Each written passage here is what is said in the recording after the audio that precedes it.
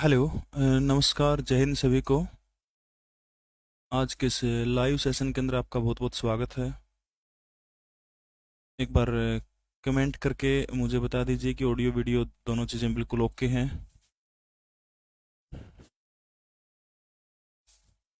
राम राम सभी को।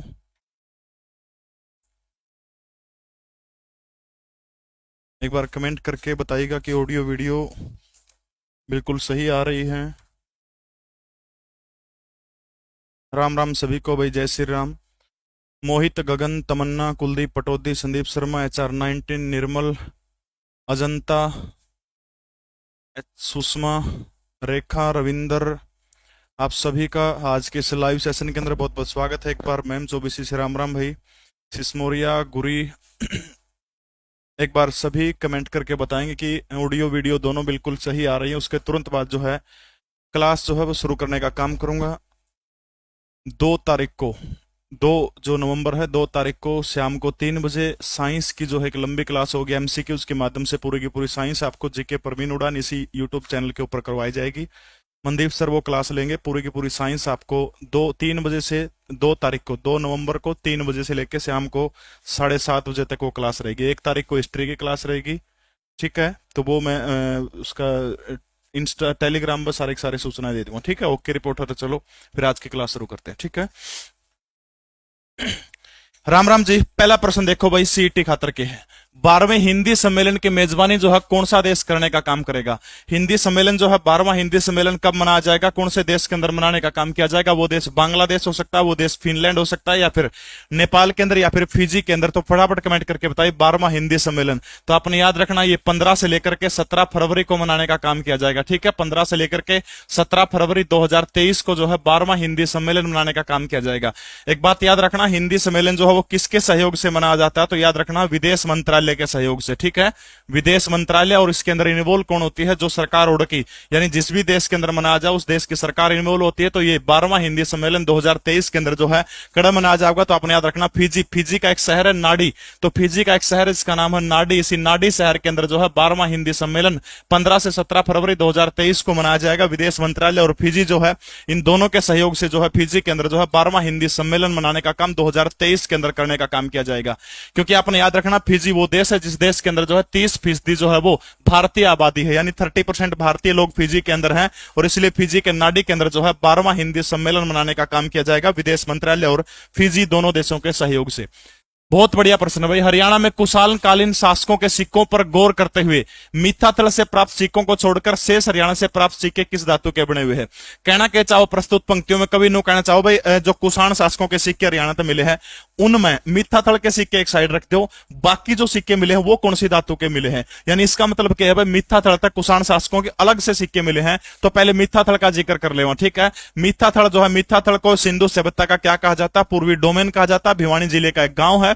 और इसी मिथ्यातल के अंदर जो है याद रखना सोने के 27 सिक्के मिले हैं कुषाणों के, ठीक है। सोने के 27 सिक्के सोने के कुषाणों को मिले, इसलिए मिथ्यातल तो सोने के मिले हैं। सोना वाला ऑप्शन तो कैंसिल हो गया। बाकी चांदी, तांबा या फिर पित्तल, इन तीनों में से है कि वो जो सिक्के जो थे वो कौन सी धातु के थे। अगर मैं बात करूं कि हरियाणा से सबसे पहले जो सिक्के मिले थे वो कौन से सिक्के मिले थे, तो आपने याद रखना हरियाणा में सर्वप्रथम जो सिक्के मिले थे वो पंचमारक सिक्के मिले थे। और ये पंचमारक सिक्के आपने याद रखना कहां से मिले थे, तो याद रखना हरियाणा के जो अगर गणराज्य की राजधानी है अगरवा जो जिला हिसार जो है, सबसे पहले हरियाणा में कौन से सिक्के मिले थे? तो पंचमारक सिक्के हरियाणा के अंदर सबसे पहले मिले थे, ठीक है। ये आपने याद रखना है। इसके अलावा जो है योद्धे गणराज्य की राजधानी कौन सी हुआ करती थी? प्राकृतनाक या फिर वर्तमान का नौरंगाबाद जो है भिवानी जिले का, वहां पर कौन से सिक्के मिले? तो आपने याद रखना है योद्धे के सिक्के मिले, ठीक है। नौरंगाबाद जो है, नौरंगाबाद इनकी राजधानी थी। नौरंगाबाद के अंदर एक टकसाल भी मिली है जो इटली रोम से भी सर्वश्रेष्ठ टकसाल बताई है। और नौरंगाबाद के अंदर कौन से सिक्के मिले? तो आपने याद रखना योद्धे के सिक्के मिलने का काम हुआ है। इसके अलावा कैथल जिले का एक स्थान है जहां पर लंका नरेश रावण का बचपन बीता था, वो जगह कौन सी है? थेह पोलर। थेह पोलर से एक तो कुषाण एक शासक है जिसका नाम क्या है? वासुदेव। कुषाण शासक वासुदेव के सिक्के मिले हैं। इसके अलावा योद्धे गणराज्य के सिक्के अपना कड़ा मिले हैं, तो आपने याद रखना योद्धे गणराज्य के सिक्के थेह पोलर नामक स्थान के ऊपर योद्धे गणराज्य के सिक्के मिले हैं। इसके अलावा मैं बात करूं तो कुषाण और योद्धे जो है, इसके अलावा जो मैं अगर 2-4 और बात करूं तो जैसे सोनीपत है, खोखरा कोट है, सुध है, जगाधरी है, इन स्थानों के ऊपर 13 यूनानी शासकों के सिक्के मिले, ठीक है। यूनानी शासक जो है, यूनानी शासकों को जो है ये सिक्के मिले सारे के सारे। इतनी चीज आपने ध्यान रखनी है। थे पोलर का हो गया। इसके अलावा इंडो ग्रीक सिक्के आपसे एग्जाम में बहुत बार पूछता है, इंडो ग्रीक सिक्के। तो फटाफट कमेंट करके बताओ कि इंडो ग्रीक सिक्के जो है वो हरियाणा में कहां से मिले हैं। तो आपने याद रखना वो खोखरा कोट, ठीक है। खोखरा कोट जो है, खोखरा कोट से हरियाणा के अंदर कौन से सिक्के प्राप्त हुए? तो याद रखना है इंडो ग्रीक सिक्के जो है वो। भाई सीटी कोई पोस्टपोन नहीं हुआ है, बकवास न्यूज है, ऐसा कुछ नहीं है। ये इस तरह के जो है बकवास आदमी है, तो इनकी भड़कना लिया करो थोड़े थोड़े, ठीक है। इसके अलावा हरियाणा के अंदर एक समुद्रगुप्त नाम का शासक जो था, गुप्त वंश का शासक था, जिसने जो था गणराज्यों का खात्मा हिंदुस्तान से करने का काम किया था। समुद्रगुप्त के सिक्के कहां से मिले हैं? समुद्रगुप्त जो है कवि कहा जाता है, कवि बांधव कहा जाता है समुद्रगुप्त को, धर्म की प्राचीर कहा जाता है। इसके सिक्के हरियाणा में करते मिले, तो याद रखना मिथाथड़ से मिले हैं। और इसके अलावा यमुनानगर का जगाधरी जो है, यमुनानगर के जगाधरी से किसके सिक्के मिले हैं? तो समुद्रगुप्त के सिक्के 2 जगह से मिले हैं। तो आपने याद रखना कुषाणों के सिक्के हरियाणा प्रदेश के अंदर वो तांबे के सिक्के थे। बाकी जगह के ऊपर जड़ा भी मिले, सारा तांबे के मिले, सिर्फ एक जगह ऐसी है जड़ा किसके मिले हैं? सोने के मिले हैं, और वो सोने के कड़ा मिले। तो आपने याद रखना मिथाथड़ भिवानी में 27 सिक्के सोने के मिले। बाकी जितनी भी जगह पे सिक्के मिले, चाहे थे पुल्लर की बात हो, चाहे प्राकृतनाग की बात हो, जहां जहां भी जड़ा जड़ा भी मिले हैं, आपने याद रखना है वो सिक्के सारे सारे किसके थे? तांबा के थे, ठीक है। यानी पूछा अधिक मात्रा में किस धातु के सिक्के मिले कुषाणों के? तो आपने याद रखना तांबा के। मिथाथड़ से पूछो तो फिर उत्तर क्या हो जाएगा? सोने के 27 सिक्के मिले हैं। हरियाणा में सबसे पहले प्राप्त सिक्के कौन से? तो पंचमार्क सिक्के सबसे पहले हरियाणा प्रदेश के अंदर करते मिले थे। तो आपने याद रखना है अग्रवा से मिले थे, ठीक है। इंडो ग्रीक से जो है खोखरा कोट से इंडो ग्रीक सिक्के मिले हैं। औरंगाबाद के अंदर योद्धे गणराज्य के थे पोलर के अंदर कुषाण और वासुदेव के सिक्के मिले हैं। इसके अलावा समुद्रगुप्त जो शासक रहा, समुद्रगुप्त के सिक्के हरियाणा प्रदेश के अंदर कहां मिले हैं? तो आपने पता होना चाहिए समुद्रगुप्त के सिक्के जो है वो कौन सी 2 जगह है? तो याद रखना मिथाथड़ जिला भिवानी और यमुनानगर के जगाधरी के अंदर वो सिक्के मिले हैं। कमानिया नामक धार्मिक स्थल जो है वो हरियाणा के कौन से जिले के अंदर? कमानिया, कमानिया नामक धार्मिक स्थल पूछ रहे क्या कि हरियाणा के कौन से जिले के अंदर है कमानिया? ये जो कमानिया जो है, इस कमानिया के अंदर भगवान राम का एक मंदिर है, ठीक है। भगवान श्री राम का मंदिर है कमानिया गांव के अंदर। तो वो फटाफट आप बताइए कि कौन से उसके अंदर है? रेवाड़ी है, महेंद्रगढ़ है, भिवानी है, चरखी दादरी है। तब तक आप मुझे बताने का काम करें, मैं थोड़ी सी महेंद्रगढ़ के बारे में लिख देता हूं। प्राचीन नाम क्या है इसका? कन्नौड़ जो है इसका क्या है? महेंद्रगढ़ का प्राचीन नाम, ठीक है। इसके अलावा हरियाणा का सर्वाधिक शुष्क जिला कौन सा है? सर्वाधिक शुष्क जिला भी कौन सा है? तो महेंद्रगढ़ सर्वाधिक शुष्क जिला है। इसके अलावा सबसे कम शहरी जनसंख्या कौन से जिले के अंदर है? तो सबसे कम शहरी जनसंख्या आपने याद रखना है। तो शहरी जनसंख्या वो कौन से जिले की है? तो याद रखना सबसे कम शहरी जनसंख्या भी महेंद्रगढ़ की है। आप फटाफट मुझे उत्तर देने का काम करिएगा, सबसे कम जनसंख्या किसकी? इसी की है। अगर मैं बात करूं तो सबसे अधिक नमी वाला जिला हरियाणा का कौन सा? तो उत्तर पंचकुला आ जाएगा। अर्ध शुष्क जिला कोई आपसे पूछता तो फिर उत्तर क्या हो जाएगा? हरियाणा का हिसार जिला हो जाएगा, ठीक है। अगर मैं महेंद्रगढ़ के अंदर धार्मिक स्थलों की बात करता हूं तो चामुंडा देवी का मंदिर है, मंडे वाला मंदिर है, ठीक है। चामुंडा देवी मंदिर, चामुंडा देवी मंदिर है महेंद्रगढ़ के अंदर। इसके अलावा मंडेवाड़ा मंदिर जो है, मंडेवाड़ा भी कड़ा है महेंद्रगढ़ के अंदर। इसके अलावा ढोसी की पहाड़ियों पर ऋषि चवन ने 54 प्रकार की जड़ी बूटियों से क्या बनाया था? च्यवनप्राश बनाने का काम किया था, ठीक है। महेंद्रगढ़ के अंदर क्या है? भागोत भी महेंद्रगढ़ के अंदर, ठीक है। भागोत धाम आपने सुना होगा, बहुत चर्चा में रहा। भागोत धाम जो है यो भी कड़ा है, तो भागोत भी महेंद्रगढ़ जिले के अंदर है। तो कन्नौड़िया है सर्वाधिक, आपने याद रखना है सर्वाधिक शुष्क जिला है। सबसे कम सब्जियां हरियाणा के कौन से जिले के अंदर होती है? तो इसी महेंद्रगढ़ जिले के अंदर जो सबसे कम सब्जियां होती है, ठीक है। इसके अलावा काटी और महासर नाम के, काटी और दूसरा कौन सा? महासर। काटी और महासर नाम के दोनों धार्मिक स्थल, ये दोनों के दोनों कड़ा है। इसके अलावा कमानिया भगवान राम का मंदिर है। तो ये कौन से जिले के अंदर? तो हरियाणा का जो महेंद्रगढ़ जिला जो है, महेंद्रगढ़ जिले के अंदर ये सारी की सारी चीजें, ठीक है। कौन सा जिला है वो? महेंद्रगढ़ जिला है। महेंद्रगढ़ जिले के अंदर एक शहर है, शहर का नाम कौन सा है? नारनौल, जिसको सिंगों का डहर कहा जाता है। नारनौल की स्थापना किसके द्वारा करने का काम किया गया था? फटाफट बताइएगा शहबाज। नारनौल की स्थापना किसके द्वारा करने का काम किया गया था? नारनौल को क्या कहा जाता है? सिंगों का क्या कहा जाता है? डहर। सिंगों का डहर कहा जाता है किसको?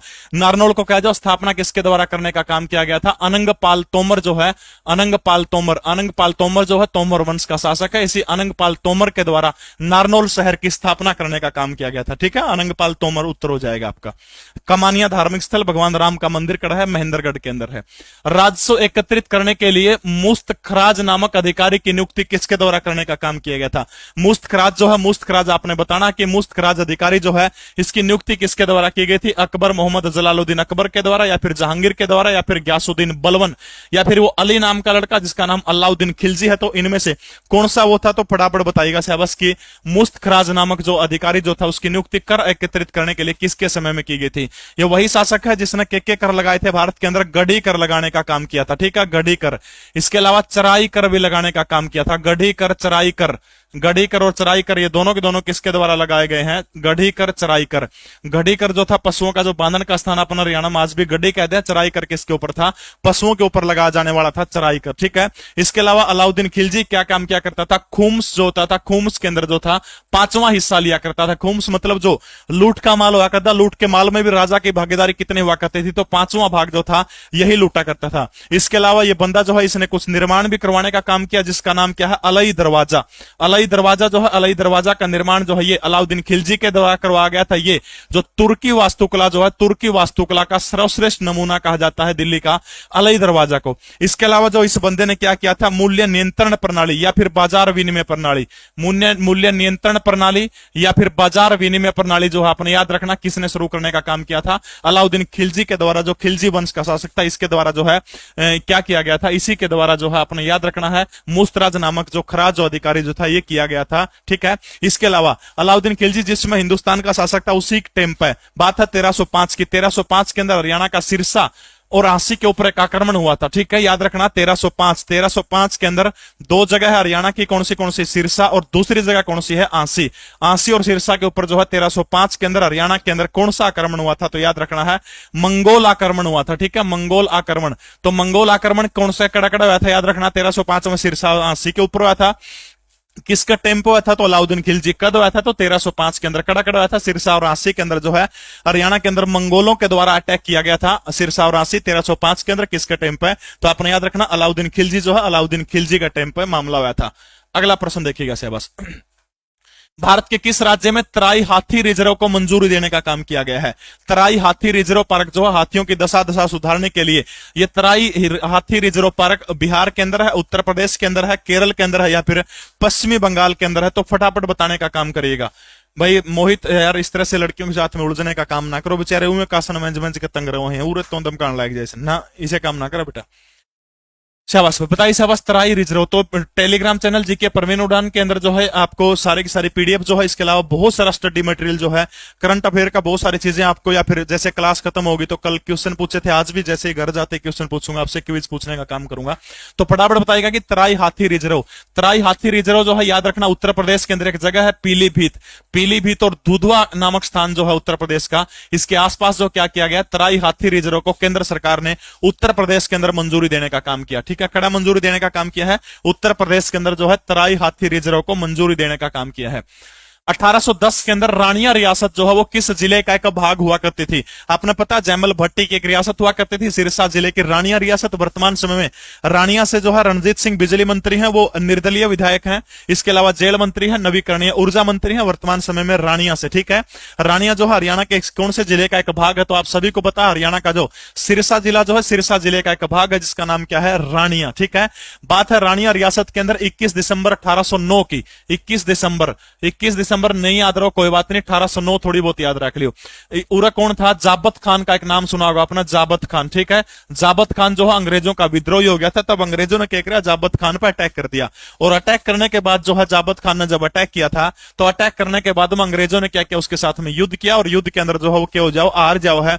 और उसके बाद वो फिर क्या करता है? धीरे हार जाने के बाद में जो है अंग्रेज क्या करते हैं? इस रियासत को कौन से जिले के अंदर मिला देते हैं? तो इसको हिसार जिले के अंदर 1810 में मिलाने का काम करते हैं। ठीक है, हिसार के अंदर इसको 1810 के अंदर मिला दिया गया। उसके बाद क्या करता? 1818 के अंदर फिर अंग्रेज तो माफी मांग ले 1818 में, बोला जो होई सोई होगी, तारा मिलकर काम करूंगा। तब 1818 के अंदर क्या करे? अंग्रेजा ने दोबारा से जाबित खान जो है, जाबित खान को क्या कर दिया? बोला ठीक है तो तेरा सौदा संभाल दे। ठीक है, जाबित खान को सिस्टम दे दिया, रियासत वापस देने का काम कर दिया। अब जाबित खान का फिर सिंह जम गए, फिर अंग्रेजा का लड़वायद करने लग गया।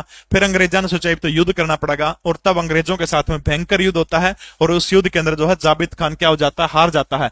तब अंग्रेज क्या करते हैं? ये जो इलाका है सारा का सारा रानिया, सिरसा और फतेहाबाद, तब ये क्या कर अंग्रेज, या मोस्ट इंपोर्टेंट चीज है या बहुत इंपोर्टेंट है, रानिया, सिरसा और तीसरी जगह कौन सी है? हरियाणा का फतेहाबाद जिला, ठीक है, फतेहाबाद।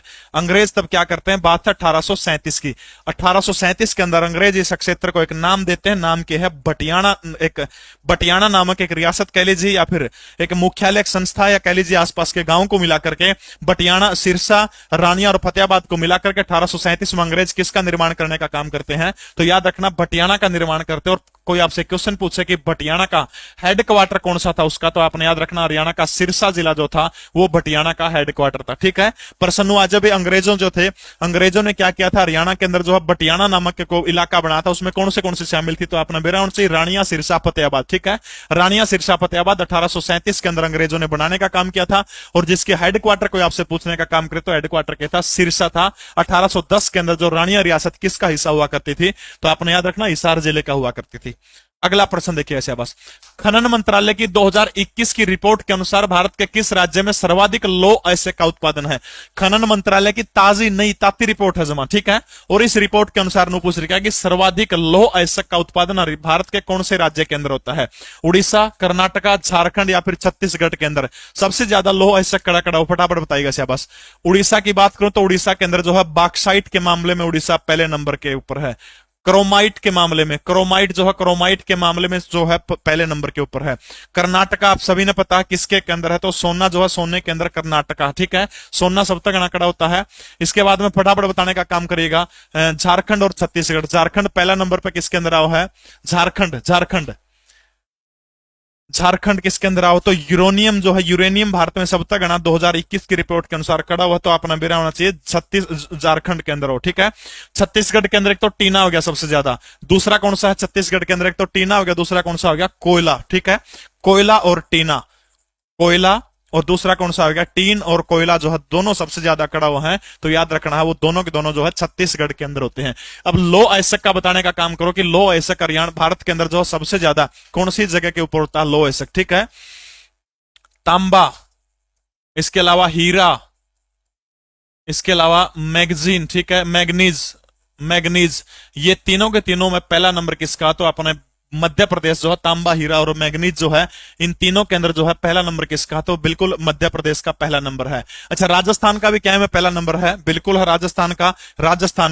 राजस्थान का किसके अंदर पहला नंबर है? तो याद रखना कच्चा तेल और चांदी, कच्चा तेल, और दूसरा कौन सा है? चांदी जो है। कच्चा तेल और चांदी के अंदर भारत के राजस्थान राज्य पहले नंबर के ऊपर है। तो बिल्कुल खनन मंत्रालय की ताजा रिपोर्ट के अनुसार सबसे अधिक लौह अयस्क भारत के कौन से राज्य के अंदर होता है? तो उड़ीसा राज्य जो है, उड़ीसा राज्य के अंदर जो है क्या होता है? सबसे ज्यादा लौह अयस्क होता है। अभ्रक की बात करूं तो सबसे ज्यादा अभ्रक, अदरक नहीं, अभ्रक, अभ्रक सब तक कड़ा हुआ, तो अभ्रक जो है आंध्र प्रदेश में है। अभ्रक कड़ा हुआ है, अभ्रक आंध्र प्रदेश, अभ्रक आंध्र प्रदेश, ठीक है। अभ्रक आंध्र प्रदेश, ठीक है। देखो, तो लो अयस्क बॉक्साइट क्रोमाइट, लो अयस्क बॉक्साइट क्रोमाइट ये फरीदाबाद, सॉरी, उड़ीसा के अंदर गणे हुए हैं। कर्नाटका में सोना हो है, झारखंड के अंदर यूरेनियम हो, छत्तीसगढ़ के अंदर कोयला और टीन हो, ठीक है। राजस्थान के अंदर कच्चा तेल और चांदी, तांबा, हीरा, मैग्नीज के अंदर पहला नंबर किसका है? तो वो किसका है? तो मध्य प्रदेश का नंबर, ठीक है। ये सारे के सारे भाई याद रखना, ताजा आंकड़ा, उसका आपकी किताब पहले की प्रिंट हो रही है, उसमें कि मैं और दे रखा, ये बिल्कुल नए आंकड़े हैं जो खनन मंत्रालय से आज ही निकाल के लेके आऊं 2021 की खनन मंत्रालय की रिपोर्ट के अनुसार, ठीक है। अगला प्रश्न देखिए ऐसे बस, हरियाणा से कितने व्यक्तियों को पद्मश्री पुरस्कार 2022 मिला? बहुत बार रिपीट कर लिया मैंने प्रश्न भाई, फटाफट बताइएगा शाबाश, कितने व्यक्तियों को पद्मश्री 2022 पुरस्कार जो है हरियाणा के व्यक्तियों को देने का काम किया गया? पद्मश्री 2022। देखो, मैं नाम लिख देता हूं, तब तक आप मैंने संख्या बताने का काम करो। पहला नाम किसका है? नीरज चोपड़ा का। नीरज चोपड़ा सभी ने मेरा भाला फेंक के अंदर। नंबर 2 कौन सा है? सुमित अंतिल है, ठीक है। सुमित अंतिल, सुमित अंतिल, ये भी खिलाड़ी है, पैरालंपिक खिलाड़ी है। नंबर 3 के ऊपर कौन सा आता है? मोतीलाल मदान, ठीक है। मोतीलाल मैदान, ठीक है, मोतीलाल मदान। मोतीलाल मदान का अपन याद रखना है विज्ञान एवं इंजीनियरिंग के अंदर, ठीक है, विज्ञान एवं इंजीनियरिंग, इंजीनियरिंग और विज्ञान के अंदर। इसके अलावा नंबर 4 ओपी गांधी, ओम प्रकाश गांधी। ओम प्रकाश गांधी को किस क्षेत्र में मिला है? तो आपने याद रखना समाज सेवा के क्षेत्र में, ठीक है। ओम प्रकाश गांधी को समाज सेवा के क्षेत्र में। 5वां बच गया कौन सा है? राघवेंद्र तंवर। और राघवेंद्र तंवर जो है इसको किस क्षेत्र में मिला है? तो आपने याद रखना है राघवेंद्र तंवर का क्षेत्र कौन सा? साहित्य के क्षेत्र में राघवेंद्र तंवर को कौन सा पुरस्कार दिया गया है? तो राघवेंद्र तंवर को कौन सा पुरस्कार दिया गया? पद्मश्री पुरस्कार दिया गया है, ठीक है। बहुत बढ़िया से बस। एक किताब है इनकी, किसी के ध्यान हो तो, politics of the power of unionist party, इस तरह की किताब है, मेरा पूरा नाम एग्जैक्ट याद को नहीं। पॉलिटिक्स ऑफ द पावर इस तरह की किताब है, थोड़ा बहुत नाम अगर किसी का हो तो लिख लियो या, क्योंकि किताब पूछी जा सकता है, क्योंकि राघवेंद्र तौर ने मिला है। Politics of the power, politics of the power unionist party, इस तरह की कोई किताब है, मैं कंफर्म तो हूं नहीं, इस तरह का नाम हाथा खबड़ा याद है, पॉलिटिक्स ऑफ द पावर। वो किताब किसकी है? राघवेंद्र तौर की है। नेट पे मिल जाएगा, सर्च मार के पेपर में जाने से पहले जरूर आपके नोट्स में इसमें लिख लियो इसने, ठीक है। तो याद रखना, हरियाणा के 5 लोगों को, नीरज चोपड़ा और सुमित अंतिल दोनों को खेलों में, भाला फेंक के अंदर, मोतीलाल मदान को विज्ञान और इंजीनियरिंग के क्षेत्र में, ओपी गांधी समाज सेवा करा करता तो गांधी को समाज सेवा के क्षेत्र में, राघवेंद्र तौर जो कुरुक्षेत्र यूनिवर्सिटी के कुलपति रह चुके हैं, इनको साहित्य के क्षेत्र में, इनकी किताब का नाम आपको जो मैं लगा दिया वो आप देख लियो, ठीक है। अगला प्रश्न देखिएगा सेवस के है, लोकसभा में पंजाब पुनर्गठन विधेयक किस व्यक्ति के द्वारा प्रस्तुत करने का काम किया गया था? यानी वही पंजाब पुनर्गठन विधेयक जिसके तहत हरियाणा प्रदेश का निर्माण होता है, और ये पंजाब पुनर्गठन विधेयक जो है लोकसभा के अंदर किस बंदे के द्वारा प्रस्तुत करने का काम किया गया था? जब हरियाणा प्रदेश का निर्माण हो रहा था तो 2-3 संघर्ष समिति बनी थी, उन समितियों के बारे में भी आपको थोड़ी सी जानकारी होनी चाहिए। सबसे पहली है हरियाणा संघर्ष समिति, ठीक है। हरियाणा संघर्ष समिति ये खुद बनाई गई थी, किसके द्वारा? ये बनाई गई थी चौधरी देवीलाल के द्वारा बनाई गई थी, ठीक है। हरियाणा संघर्ष समिति किसके द्वारा बनाई गई थी? चौधरी देवीलाल के द्वारा जो है। लोकपुंज तो नहीं है भाई, लोकपुंज तो मैंने शायद पढ़ा को ओबिस का है, जहां तक मन पढ़ा था तो पॉलिटिक्स ऑफ द पावर इस तरह की को किताब है, लोकपुंज मन नहीं लगता, बाकी तुम देख लियो, ठीक है। इसके अलावा जो है पंजाब सरकार की ओर से एक कमेटी बनाई गई थी, ठीक है। उस टाइम हरियाणा पंजाब का हिस्सा था, पंजाब सरकार की ओर से एक कमेटी बनाई गई थी, जिस कमेटी के अध्यक्ष किसको चुना गया था? पंडित श्रीराम शर्मा जो थे, उनको इस कमेटी का अध्यक्ष बनाया गया था। उस कमेटी का नाम अगर किसी को ध्यान है, बिल्कुल सही है, वो कमेटी कौन सी है? हरियाणा विकास पार्टी, ठीक है। कौन सी है? हरियाणा विकास पार्टी। तो हरियाणा विकास पार्टी जो है, याद रखना, हरियाणा विकास पार्टी नहीं, समिति, हरियाणा विकास समिति, ठीक है। हरियाणा विकास समिति, ये समिति जो है, इस समिति का गठन, बहुत इंपॉर्टेंट समिति है, आज तक पेपर में कौन आई है। हरियाणा विकास समिति जो है पंजाब सरकार ने किसके गठन के नेतृत्व के अंदर? पंडित श्रीराम शर्मा जो है, इनके नेतृत्व के अंदर बनाई गई थी। क्यों बनाई गई थी? हरियाणा की भौगोलिक संरचना निर्धारित करने के लिए, ठीक है। हरियाणा की जो भौगोलिक संरचना जो है, इस भौगोलिक संरचना का निर्धारण करने के लिए किसके द्वारा? पंजाब सरकार के द्वारा क्या बनाई गई थी? पंडित श्रीराम शर्मा के द्वारा हरियाणा विकास कमेटी बनाने का काम किया गया था, समिति बनाने का काम किया गया था। और ये जो समिति जो है, इस समिति ने अपनी रिपोर्ट कब सौंपने का काम किया था? इस समिति के द्वारा रिपोर्ट कब सौंपी गई थी? तो 15 जनवरी 1966 को जो है, इस समिति के द्वारा अपनी रिपोर्ट सौंपने का काम किया था। बिल्कुल भाई, वो तारीख कौन सी थी जब पंजाब पुनर्गठन विधेयक लोकसभा के अंदर प्रस्तुत करने का काम किया गया था? तो 18 सितंबर 1966 वो तारीख थी, ठीक है।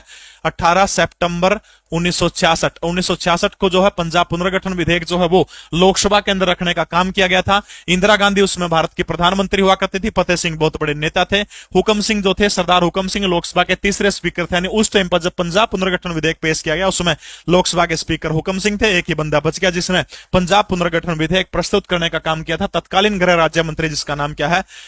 Politics of the sharing power of Punjab university, हाँ इस तरह का नाम था भाई, बिल्कुल सही है, ठीक है। तो याद रखना आपने, गुलजार लाल नंदा जो तत्कालीन गृह राज्य मंत्री थे, उनके द्वारा 18 सितंबर 1966 को संसद के दोनों सदनों के अंदर पंजाब पुनर्गठन विधेयक जो है उसको पारित करने का काम किया गया था। हरियाणा विकास समिति पंडित श्रीराम शर्मा की अध्यक्षता में हरियाणा की भौगोलिक सीमा निर्धारित करने के लिए बनाई गई थी। हरियाणा संघर्ष समिति किसके द्वारा बनाई गई थी? चौधरी देवीलाल के द्वारा बनाने का काम किया गया था। किस राज्य सरकार द्वारा पालतू कुत्तों का पंजीकरण जो है वो अनिवार्य कर दिया गया है? पालतू कुत्तों का पंजीकरण अनिवार्य कर दिया गया है। हरियाणा करंट अफेयर की किताब, आपको एक चीज नजदीक से दिखा देता हूं। आपने वो किताब खरीदी जिसके ऊपर सिर्फ 2022 लिख कर क्या हो, यानी जिस किताब का आगे 2023 लिख कर क्या, वो किताब आप ना खरीदें, सिर्फ 2022 लिखा होना चाहिए, वही किताब आप लेते हैं। अन्य किसी किताब में कोई कंटेंट गलत होता तो उसकी मेरी कोई जिम्मेवारी नहीं, 2022 लिखा होना चाहिए, अच्छी देख लियो। और नजदीक से दिखा दूं, यो लिख रखा ना 2022, इसका आगे 2023 नहीं लिखा होना चाहिए, सिर्फ 22 लिखा होना चाहिए, वही किताब आप ले सकते हैं बुक डिपो से, ठीक है। बताओ शाबाश भाई, बिल्कुल भाई, फालतू कुत्तों का अनिवार्य पंजीकरण कर दिया गया। एक आदमी एक कुत्ता रैक्स का है, फिर कुत्ते तो जगह जगह हो खड़ा खड़ा करेगी हरियाणा सरकार।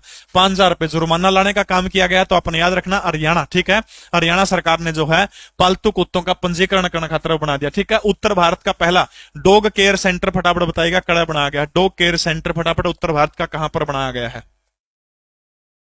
मतलब बहुत बढ़िया प्रश्न आ गया, टॉप का प्रश्न, मोस्ट इंपोर्टेंट, पक्का होगा बजट तक, मेरा दिल का वही प्रश्न जुमा टॉप का प्रश्न। देखो क्या है, भारत की संसद में जारी आर्थिक सर्वेक्षण रिपोर्ट 2021-22 के अनुसार भारत का सर्वाधिक निर्यात जो है भारत कौन सी वस्तुओं का करता है? ठीक है, यह जो आर्थिक सर्वेक्षण रिपोर्ट जो जिस दिन संसद के अंदर बजट प्रस्तुत हुआ है, बजट प्रस्तुत होने तक पहला दिन जो है क्या किया जाओ, आर्थिक सर्वेक्षण रिपोर्ट जो है जारी करने का काम किया जाओ है। कहने का मतलब क्या है, भारत जो है इसके अनुसार सबसे ज्यादा क्या पूछ रहा है कि निर्यात, निर्यात, आयात मतलब खरीदना, निर्यात मतलब बेचना। तो सबसे ज्यादा भारत जो है वो क्या बेचने का काम करता है, निर्यात पूछ रहा है क्या सबसे ज्यादा। तो फटाफट बताइए कि क्या बेचने का काम करता है, निर्यात। बताओ शाबाश, निर्यात के बारे में बताने का काम करिएगा आप। तब तक मैं दो चार चीजें और बता देता हूं। भारत सबसे ज्यादा आयात और निर्यात कौन से देशों के साथ किया है पिछले साल? सबसे पहले लिखिएगा निर्यात, ठीक है। भारत ने सबसे ज्यादा किन किन देशों को बेचने का काम किया? देखो, बेचने का मामले में अपनी चीज कौन खरीद सका सब तक नहीं? चीन तो खरीदे को नहीं। अमेरिका, यूएई, चीन। निर्यात देखो पहले नंबर पर अमेरिका, अमेरिका बहुत इंपोर्टेंट आंकड़े है भाई, बहुत इंपोर्टेंट, पक्का इसके उड़ता प्रश्न। नंबर 2 यूएई, ठीक है, यूएई जिसको भारत ने बेचे है। और नंबर 3 पर कौन सा है? चीन है, ठीक है, चीन। समझ गए मेरी बात? यानी सप्ताहगणा अपन अमेरिका को बेचे है, सप्ताहगणा किसको बेचे है? अमेरिका को बेचने का काम किया है। नंबर 2 पर यूएई को बेचने का काम किया है। नंबर 3 पर चीन को। एक बार कमेंट की तरह इस पर ध्यान दो, एक बार बहुत काम की चीज बताऊंगा और, ठीक है। सप्ताहगणा अपन अमेरिका को बेचा है 2021-22 में, नंबर 2 यूएई को, नंबर 3 चीन को। ये बाजा अपन ने खरीदा कौन से देश आता है, ठीक है। खरीदने को आप एक वहां आयात, ठीक है, आयात किन किन देशों से करने का काम किया है।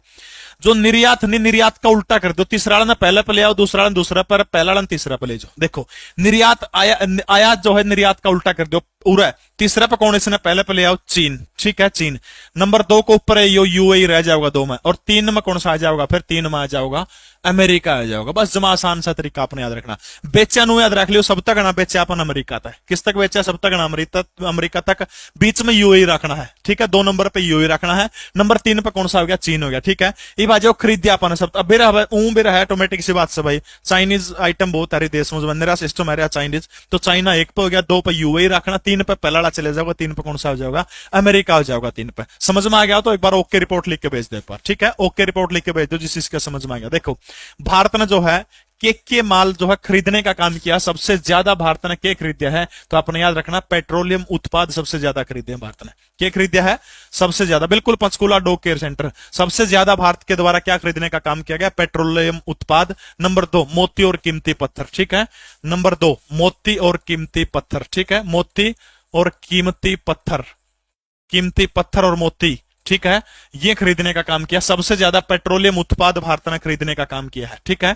इसके अलावा सबसे ज्यादा भारत ने बेचा के दुनिया को, बेचने का काम, यानी सॉरी बेचने का काम निर्यात था। आयात के किया भारत ने, यानी खरीदिया के है सबसे पहले। तो खरीदने का के खरीदिया सबसे अधिक? कच्चा पेट्रोलियम, कच्चा पेट्रोलियम यो खरीदिया, पेट्रोल। और नंबर 2 पर इन महिलाओं ने जमा फतूर मचा दिया। मोदी ने एक योजना चलाई थी, योजना का नाम तो मेरे दिमाग तक लिकड़ गया।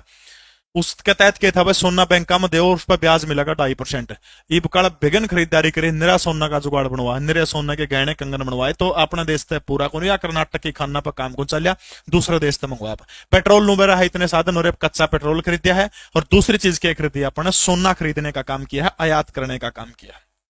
समझ में आएगी सारी की सारी चीजें। देखो दोबारा फिर देख लो, सबसे ज्यादा बेचा के आर्थिक रिपोर्ट के अनुसार अपन पेट्रोलियम उत्पाद, सॉरी खरीदा के है, बेचा के है निर्यात, निर्यात मतलब बेचना। के बेचा है? पेट्रोलियम उत्पाद। और दूसरी चीज के बेची है? कीमती मोती और पत्थर। खरीदा के है अपन कच्चा पेट्रोलियम और सोना। के खरीदा है? कच्चा पेट्रोलियम और सोना। पेट्रोल नु मेरा आन दो घर घर मोटरसाइकिल हो रहे हैं, घर घर लुगाई हो रहे सोना खरीदने वाली नु याद रख लियो उसने।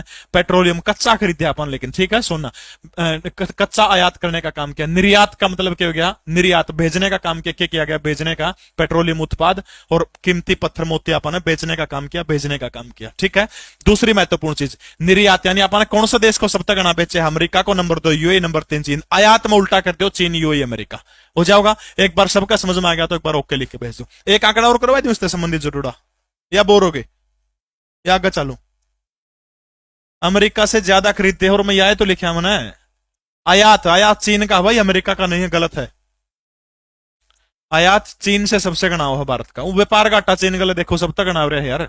ये ताजे आंकड़े हैं। इब जमा ताजे इब जो संसद में बजट प्रस्तुत किया था निर्मला सीतारमण ने, उसने जो उससे पहले दिन प्रस्तुत करे गए थे वो आंकड़े हैं, वो होता है। ठीक है, इसके अलावा देखो भारत में सबसे ज्यादा एफडीआई कौन सा देश लेके आया है, फॉरेन जो इन्वेस्टमेंट हो जो दूसरे देशों का, वो सबसे ज्यादा सर्वाधिक एफडीआई भारत के अंदर कौन सा देश लेके आता है? तो याद रखना, सर्वाधिक एफडीआई जो है भारत के अंदर कौन सा देश लेके आता है, तो वो है सिंगापुर।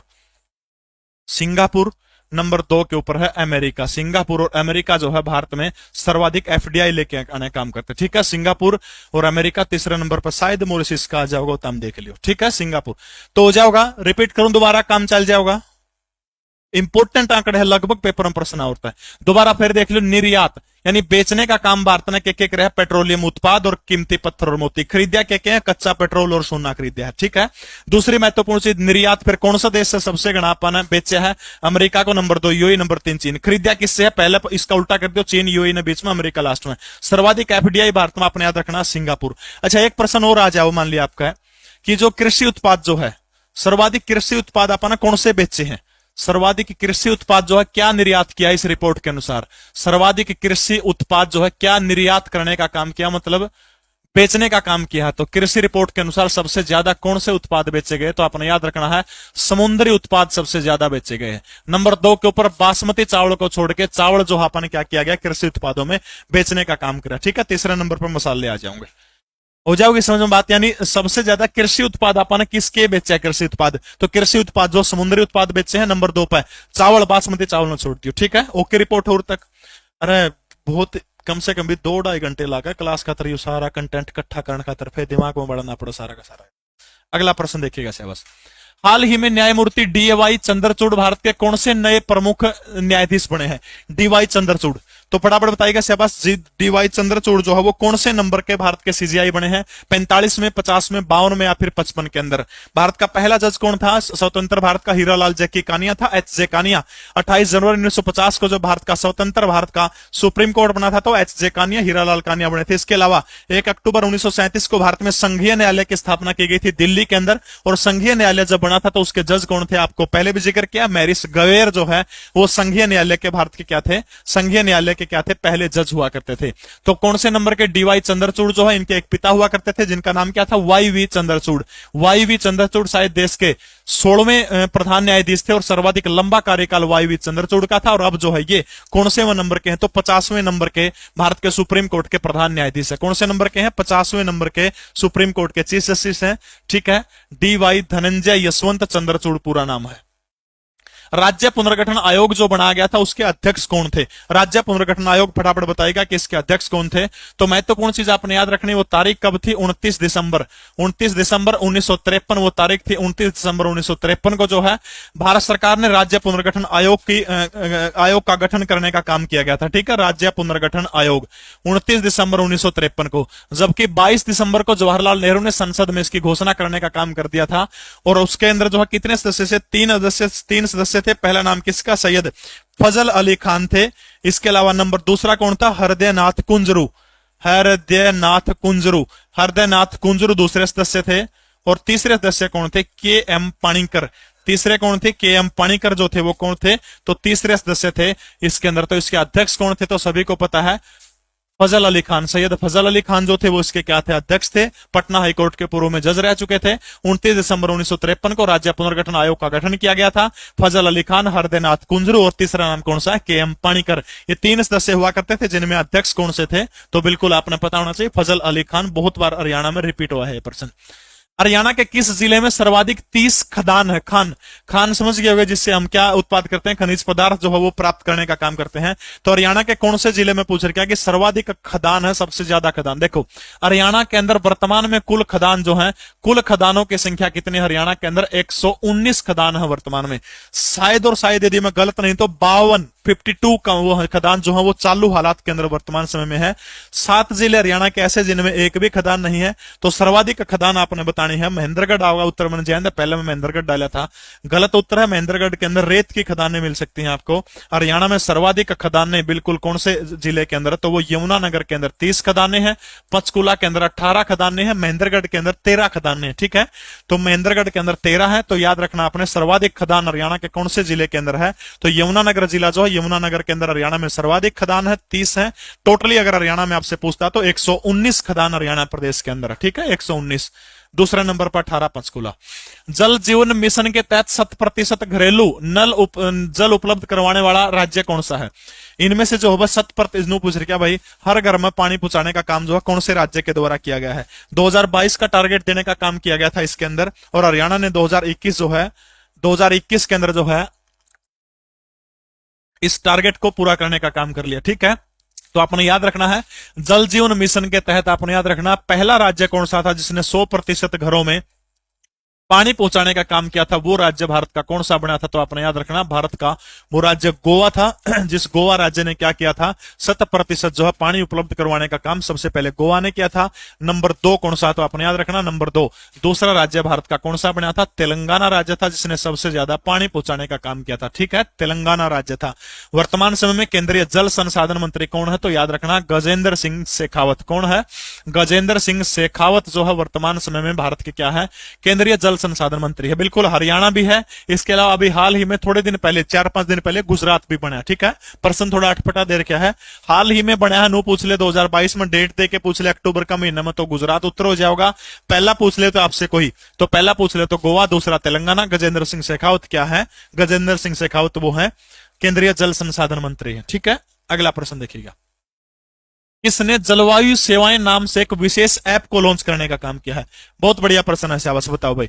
जलवायु सेवाएं नाम है, जलवायु सेवाएं जो है ये एक एप्लीकेशन है, मोबाइल एप्लीकेशन है। इसको किसके द्वारा लॉन्च करने का काम किया गया है? एनडीआरआई करनाल के द्वारा, सीसीयू एचयू के द्वारा, या फिर लुआस के द्वारा, या फिर इनमें से किसी के द्वारा जो है ये काम नहीं किया गया है? अजय कह रहे हैं हेलो पूनम। पूनम को नहीं हो, उत्तर लाखदर है, ध्यान दे ले नौना बोर्ड पे। देखो सबसे पहले एनडीआरआई, तो एनडीआरआई जो है इसकी स्थापना 1923 के अंदर हुई थी, कड़ा हुई थी 1923 के अंदर, जो इसकी स्थापना बेंगलुरु के अंदर हुई थी एनडीआरआई की स्थापना। ठीक है, इंपीरियल नाम से थी शुरू में। क्या नाम था? इंपीरियल नाम से जो है एनडीआरआई की स्थापना सबसे पहले कड़ा होती है तो 1923 के अंदर बेंगलुरु के अंदर होती है। ठीक है, बेंगलुरु के अंदर 1923 के अंदर होती है। और यहां जो था ये जो इंपीरियल इंस्टीट्यूट जो था इसने क्या किया था, 2 लोगों को कोचिंग देने का काम किया था। यानी जो इंपीरियल इंस्टीट्यूट जो था बेंगलुरु का, इंपीरियल इंस्टीट्यूट, इसके अंदर 2 लोग थे जिन्होंने कोचिंग लेने का काम किया था। महात्मा गांधी थे, दूसरे कौन से थे? पंडित मदन मोहन मालवीय, जिनको भारत रत्न से सम्मानित किया गया था। किसके साथ में? अटल बिहारी वाजपेयी के साथ में। ठीक है, मदन मोहन मालवीय और महात्मा गांधी दोनों को जो 1927 में बेंगलुरु के अंदर जो है इंपीरियल इंस्टीट्यूट के द्वारा भैंसों से संबंधित ट्रेनिंग देने का काम किया गया था। बाद में 1955 के अंदर जो है वर्तमान स्वरूप में इसको कड़ा स्थापित करने का काम कर दिया था, हरियाणा के करनाल जिले के अंदर स्थापित कर दिया था। और यह प्रश्न लेटेस्ट है, अभी आया था पीछे एग्जाम में कि जो डीम्ड यूनिवर्सिटी या फिर मानद विश्वविद्यालय का दर्जा इसको कब दिया गया था, तो 1989 के अंदर जो है एनडीआरआई करनाल जो इसको क्या किया गया था, मानद विश्वविद्यालय का दर्जा देने का काम किया था। ठीक है, इसी एनडीआरआई के अंदर जो है क्या है, देश का पहला डेयरी संग्रहालय, देश का पहला डेयरी संग्रहालय, देश का पहला डेयरी संग्रहालय कड़ा है। तो आपने याद रखना एनडीआरआई करनाल के अंदर। और उसके निर्देशक कोई पूछे तो एनडीआरआई के वो कौन है, तो बिल्कुल आपको पता होना चाहिए कौन है, मनमोहन सिंह चौहान। ठीक है, मनमोहन सिंह चौहान जो है वो क्या है, एनडीआरआई के वर्तमान समय में क्या है, मनमोहन चौहान जो है इसके क्या है, निर्देशक है। ठीक है, तो याद रखना ये जो जलवायु सेवाएं नाम का जो ऐप जो है वो एनडीआरआई करनाल के द्वारा ही लॉन्च करने का काम किया गया। ठीक है, एनडीआरआई करनाल जो है इसके द्वारा जो है इसको लॉन्च करने का काम किया गया। इसमें है कि सौदा जो मुर्रा नस्ल जो है, मुर्रा नस्ल की भैंस जो होती है, उस मुर्रा नस्ल की भैंस को क्या किया जाता है, उसको जलवायु से बहुत दिक्कत हो है जब जलवायु परिवर्तन हो। ठीक है, तो जलवायु परिवर्तन को लेकर के जिनके पास में मुर्रा नस्ल की भैंस है वो जलवायु सेवाएं नाम का ऐप डाउनलोड कर ले। उसमें टाइम टू टाइम जो है जलवायु परिवर्तन के बारे में, मुर्रा नस्ल को बचाने के के लिए इस ऐप की स्थापना की गई। ठीक है, 1923 के अंदर बेंगलुरु के अंदर स्थापना हुई थी। 27-28 में इंपीरियल इंस्टीट्यूट के अंदर महात्मा गांधी मदन मोहन ने ट्रेनिंग ली थी। 55 में करनाल आ गया था। 1989 में मानद विश्वविद्यालय का दर्जा दिया गया था। भारत का पहला डेयरी संग्रहालय एनडीआरआई करनाल के अंदर है और मनमोहन सिंह चौहान इसके क्या है, डायरेक्टर हैं। जलवायु सेवाएं नाम से ऐप जो है वो एनडीआरआई के द्वारा बनवाने का काम किया गया है। अगला प्रश्न बहुत इंपॉर्टेंट है, गजब का प्रश्न है, देखो बस। 10 अप्रैल 2022 को घोषित नीति आयोग के राज्य ऊर्जा और जलवायु सूचकांक के अंतर्गत भारत का शीर्ष प्रदर्शन करने वाले 3 राज्य कौन से? ठीक है, देखो 10 अप्रैल 2022 को जो नीति आयोग जो है, इसी भाई ये जो पोस्टपोन लिख रहे हैं, बकवास कर रहे हैं, इनको एक बार कड़े ब्लॉक कर देना सारे ने। नहीं पढ़ना तो आप जा सकते हैं, मुझे ऐसे यूजर की सब्सक्राइबरों की बिल्कुल कोई भी जरूरत नहीं है। ठीक है, इन्हें ब्लॉक कर दे जो साहब बकवास करने लग रहे हैं, हटा दे इसने। देखो देखो, नीति आयोग के राज्य ऊर्जा और जलवायु सूचकांक के अंतर्गत जो बेस्ट प्रदर्शन किया है, राजस्थान, गुजरात और पंजाब है। केरल, हरियाणा, गुजरात है। गुजरात, केरल और पंजाब है। हरियाणा राजस्थान, कर्नाटक और हरियाणा है। तो फटाफट बताएगा कि जिसके द्वारा जो क्या किया गया, बेस्ट प्रदर्शन करने का काम किया गया है। छोटे, ये बड़े राज्यों की बात है। अगर मैं छोटे राज्यों की बात करूं तो पहले नंबर के ऊपर छोटे राज्यों में जो है जलवायु सूचकांक के अंदर कौन सा रहा है, तो छोटे राज्यों के अंदर पहले नंबर पे कौन सा रहा है, तो आपने याद रखना है गोवा रहा है। यूनियन टेरिटरी के अंदर कौन सा रहा है, चंडीगढ़ रहा है। दूसरे स्थान के ऊपर कौन सा रहा है, तो आपने याद रखना त्रिपुरा रहा है। ठीक है, और यूटी यूनियन टेरिटरी के अंदर जो है कौन सा रहा है, तो चंडीगढ़ जो है जलवायु सूचकांक के अंतर्गत जो है अपने। ठीक है, बड़े राज्यों का अपना बताना, तो बड़े राज्यों का कौन सा है, तो बड़े राज्यों के अंदर गुजरात, केरल और पंजाब। ठीक है, बड़े राज्यों के अंदर नीति आयोग का जो जलवायु सूचकांक जो है आपने याद रखना, बड़े राज्यों के अंदर पहले नंबर के ऊपर कौन सा रहा है, तो पहले नंबर के ऊपर गुजरात, नंबर 2 केरल, नंबर 3 पंजाब। छोटे राज्यों के अंदर गोवा और त्रिपुरा। अगर केंद्र शासित प्रदेशों की बात करूं तो केंद्र शासित प्रदेशों के अंदर पंजाब चंडीगढ़ जो है वो पहले नंबर के ऊपर रहा। ठीक है, अच्छा खाद्य सूचकांक में बताओ, खाद्य सूचकांक नीति आयोग के द्वारा अभी पीछे खाद्य सूचकांक जारी करने का काम किया गया था। खाद्य जैसे जलवायु सूचकांक है ना, नुए खाद्य सूचकांक जारी करने का काम किया गया था। खाद्य सूचकांक नीति आयोग के द्वारा। खाद्य सूचकांक के अंदर पहला नंबर बताओ बड़े राज्यों में किसका था, पहला बड़े राज्यों में पहला, तो बड़े राज्यों के अंदर पहला कौन सा है, तो आपने याद रखना तमिलनाडु। टीएन से तमिलनाडु समझियो। बड़े राज्यों के अंदर पहला कौन सा है, तमिलनाडु है। और नंबर 2 किसका होगा, नंबर 2 हो जाएगा गुजरात का हो जाएगा। ठीक है, अगर मैं बात छोटे राज्यों की करूं तो छोटे राज्यों में कौन सा हो जाएगा, गोवा हो जाएगा। और नंबर 2 के ऊपर कौन सा हो जाएगा, मणिपुर हो जाएगा। ये भी याद को नहीं हो एकदम, ये थोड़ा बाद में रट्टा चेप दियो उनका। ठीक है, बाद में रट्टा चेप लियो, कोई इलाज नहीं इसका, हो जाएगा, बाद में चेपना पड़ेगा रट्टा इनका। ठीक है, और यूनियन टेरिटरी के अंदर जो है खाद्य सूचकांक में पहले नंबर के ऊपर कौन रहा है, तो यूनियन टेरिटरी के अंदर फिर पूरा हो जाएगा जम्मू एंड कश्मीर हो जाएगा। ठीक है, जलवायु में यूनियन टेरिटरी में चंडीगढ़ था और खाद्य सूचकांक में फिर कौन सा हो जाएगा, जम्मू और कश्मीर हो जाएगा। ठीक है, खाद्य सूचकांक में बड़े राज्यों में पहला तमिलनाडु, दूसरा गुजरात। और भाई जे सारे ना याद रहो तो कम से कम भी जे भाई थोड़ा दिमाग ले लियो, पहले पहले याद कर लियो बस। तमिलनाडु बड़े राज्य में, छोटे में गोवा, इतनी चीजें याद रख लो। ठीक है, तमिलनाडु और गोवा, इतनी बात आप याद रख लो। ठीक है, अगला प्रश्न देखिएगा शाबाश। हरियाणा की किस भौगोलिक इकाई को जटियात क्षेत्र कहा जाता है? जटियात क्षेत्र जो है हरियाणा की कौन सी भौगोलिक इकाई को क्या कहा जाता है, जटियात क्षेत्र कहा जाता है? फटाफट बताइएगा शाबाश, किसको कहा जाता है? सतत विकास लक्ष्य सतत विकास लक्ष्य सूचकांक।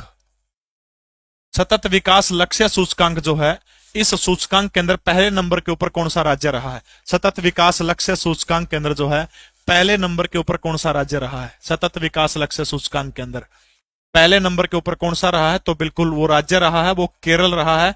नंबर है इसके 75। ठीक है, केरल सतत विकास के अंदर पहले नंबर के ऊपर केरल रहा है। नंबर 2 के ऊपर कौन सा रहा? तमिलनाडु और हिमाचल प्रदेश। ठीक है, नंबर 2 के ऊपर तमिलनाडु और दूसरा कौन सा हो गया, हिमाचल प्रदेश। इनके 74 नंबर है दोनों के। ठीक है, उस क्षेत्र को क्या कहा गया? फटाफट बताइएगा से बस। हरियाणा हरियाणा हरियाणा हरियाणा कह रहे सारे के सारे।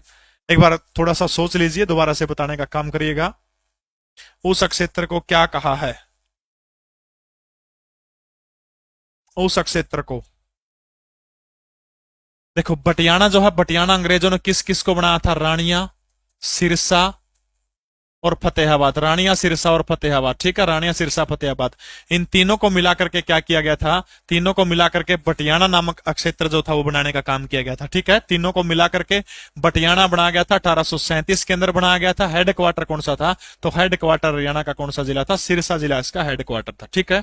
अगला प्रश्न देखो भाई, भारतीय बोल्शेविक दल के संस्थापक कौन थे। भारतीय बोल्शेविक दल जो था ये शायद रूस का एक दल है, और जो रूस का एक दल जो है इसी की तर्ज के ऊपर जो है क्या किया गया था, भारत में भी एक बोल्शेविक दल जो है, कॉमरेड, इस तरह का मामला है, तो भारत में भी एक बोल्शेविक दल का गठन करने का काम किया गया था। तो अपन ने बताना कि भारत में जो बोल्शेविक दल जो था उसका संस्थापक कौन था, सुभाष चंद्र बोस, मानवेंद्र नाथ राय, इसके अलावा नलिनी सेनगुप्ता जो कांग्रेस की भारतीय महिला अध्यक्ष बनी थी, मानवेंद्र राय भारतीय कम्युनिस्ट पार्टी के अध्यक्ष रहे हैं, एमडी मजूमदार, तो एमडी मजूमदार जो है याद रखना बोल्शेविक दल का गठन करने का काम किया गया था। और इसका हेडक्वार्टर जो था भारत के कौन से शहर में था, तो नागपुर शहर जो है, भारत के नागपुर शहर के अंदर जो था इसका क्या था, हेडक्वार्टर था। बिल्कुल सही कह रहे हैं, 1939 के अंदर जो है इसका क्या हुआ था, गठन हुआ था भारतीय बोल्शेविक दल का। हाल ही में कहां पर मैं भी सुभाष अभियान लॉन्च करने का काम किया गया है, नेताजी सुभाष चंद्र बोस के नाम के ऊपर जो है मैं भी सुभाष अभियान जो है वो लॉन्च करने का काम किया गया। कहां पर किया गया, तो फटाफट बताइएगा, कश्मीर के अंदर, अरुणाचल प्रदेश के अंदर, सिक्किम के अंदर या फिर लद्दाख के अंदर। मैं भी सुभाष, आजादी के अमृत महोत्सव के तहत इस तरह के कार्यक्रमों का आयोजन किया जा रहा है। तो पटाई शाबाश की मैं भी सुभाष जो है भारत का पहला नाइट स्काई सेंचुरी, भारत का पहला नाइट स्काई सेंचुरी ये कहां पर स्थापित किया गया, लद्दाख के अंदर किया गया है। और मैं भी सुभाष जो है वो लद्दाख का एक सांसद है, नाम दिमाग से उतर गया है, बहुत गजब के वक्ता हैं, संसद के अंदर बहुत बढ़िया भाषण दिया था उन्होंने, उनके द्वारा जो है ये लद्दाख के अंदर मैं भी सुभाष अभियान लॉन्च करने का काम किया गया है। जलोड़ मैदान जो है किस जिले में विस्तृत नहीं है, जलोड़ के मैदान हरियाणा के कौन से जिले के अंदर विस्तृत नहीं है, ये चीज आपने बतानी है, फटाफट बताइएगा। यानी जल के द्वारा, नदियों के जल के द्वारा जो मिट्टी उड़ा के लाई जाती है उसी को क्या कहते हैं, जलोड़ मिट्टी कहते हैं, ठीक है, जलोड़। तो फटाफट बताएगा कि कौन से जिले के अंदर जो है जलोड़ मिट्टी विस्तृत नहीं है। देखो मैप सबने दिखने लग रहा है, अगर सबने दिखने लग रहा है तो एक बार ओके रिपोर्ट लिख के भेज दो कि सबने मैप दिखता हो। तो एक बार देखो ऊपर हरियाणा का, देखो ऊपर ऊपर देखोगे आप, उरा कौन से मैदान है, शिवालिक, शिवालिक का ठीक नीचे कौन सी है, 25 मीटर की एक चौड़ी पट्टी है जिसको क्या कहते हैं, इसका नाम क्या है, गिरिपदीय मैदान, गिरिपदीय मैदान, ठीक है, गिरिपदीय मैदान, ठीक है, गिरिपदीय मैदान। देखो इस गिरिपदीय मैदान से लेकर अरावली तक ये सारा का सारा मैदान कौन सा है, जलोड़ का मैदान, ठीक है, गिरिपदीय से लेकर के अरावली तक जो है सारा का सारा कौन सा मैदान है, तो सारा का सारा जो है कौन सा मैदान है, अपने याद रखना है, ये जलोड़ का मैदान है, ठीक है।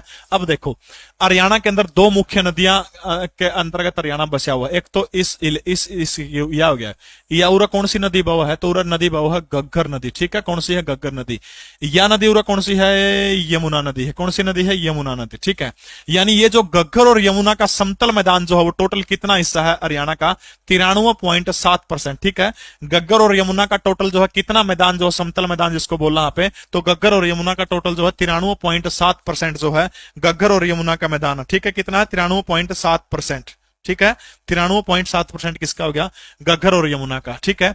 अब देखो मामला क्या है, दो चीजें आपने याद रखनी है, जलोड़ का जिक्र चल पड़ा तो दो डाल की माटी है हरियाणा के अंदर, उन माटियां के बारे में थोड़ी ही, एक तो है प्राचीन जलोढ़ मिट्टी, प्राचीन जलोढ़ मिट्टी, ठीक है, प्राचीन, एक है नवीन जलोढ़ मिट्टी, नवीन जलोढ़ मिट्टी, ठीक है, प्राचीन जलोढ़ मिट्टी, नवीन जलोढ़ मिट्टी। देखो भाई क्या है, इब नदी बहन लग रही है, ठीक है, यमुना नदी बहो है, यमुना क्या करेगी, नदी बहोगी तो अपना गला कंकर भी ले आओगी, पत्थर भी ले आओगी, रेती भी ले आओगी, तो उससे क्या होगा, जो या माटी होगी उड़ा तो उड़ा पानी लागेगा जड़ा जड़ा इस इलाके में, तो उड़ा क्या होगा, नई मिट्टी जमती जाओगी उड़ा, समझ गए मेरी बात, नई मिट्टी जमती जाओगी, जो नई जलोढ़ मिट्टी जो उसको क्या कहते हैं, उसको खादर कहते हैं उसको, ठीक है, क्या कहते हैं, खादर।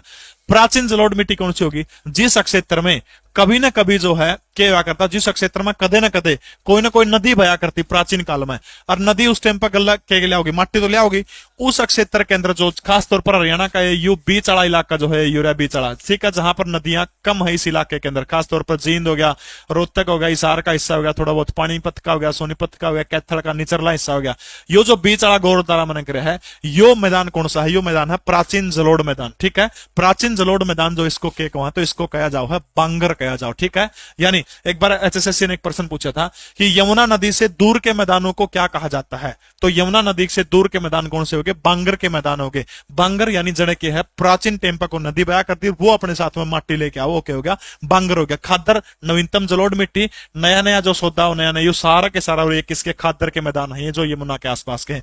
जितना आप यमुना से दूर चलते जाओगे तो मैदान कौन से आते जाओगे, तो वो कौन से मैदान हो जाओगे, आपने पता है, तो वो बांगर के मैदान हो जाओगे। तो जलोढ़ मिट्टी जो आप जो है कौन से जिले के अंदर नहीं है जलोढ़ के मैदान, तो पंचकुला आ जाएगा, पंचकुला के अंदर जलोढ़ के मैदान नहीं है, ठीक है। क्योंकि उरस नदियां बहु है, गुड़गांव के अंदर भी नदियां हैं, इस साइड से जो निकला है, तो सिर्फ एक बच गया, पंचकुला जो है, पंचकुला के अंदर कौन से मैदान नहीं है, जलोढ़ के मैदान पंचकुला के अंदर नहीं है, ठीक है। समझ में आ गया तो एक बार ओके रिपोर्ट लिख के भेज दीजिएगा। महर्षि वाल्मीकि के ऊपर देश की पहली शोधपीठ कहां पर बनेगी, महर्षि वाल्मीकि जो है, महर्षि वाल्मीकि के ऊपर भारत की पहली जो है शोधपीठ वो कहां पर बनेगी, ये आपने फटाफट मुझे बताने का काम करना है। वो जगह यमुनानगर है, वो जगह हिसार है, वो जगह कैथल है, या फिर वो जगह करनाल है जहां पर महर्षि वाल्मीकि शोधपीठ बनेगी। बहुत बढ़िया शाबाश भाई, बताओ शाबाश। अच्छा एक और बताओ कि महर्षि वेद व्यास शोधपीठ हरियाणा में कड़ा है। महर्षि वेद व्यास जिन्होंने, कृष्ण देपायन महर्षि वेद व्यास जिन्होंने कुरुक्षेत्र के अंदर सरस्वती नदी के तट के ऊपर महाभारत को लिखने का काम किया था, महर्षि वेद व्यास शोधपीठ।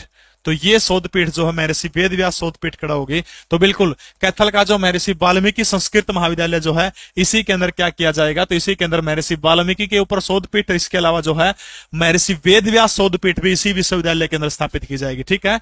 दोनों की दोनों, कैथल के अंदर महर्षि वाल्मीकि जिन्होंने रामायण महाकाव्य लिखा था, महर्षि वेद व्यास जिन्होंने महाभारत महाकाव्य लिखा था, दोनों के शोधपीठ खड़ा है।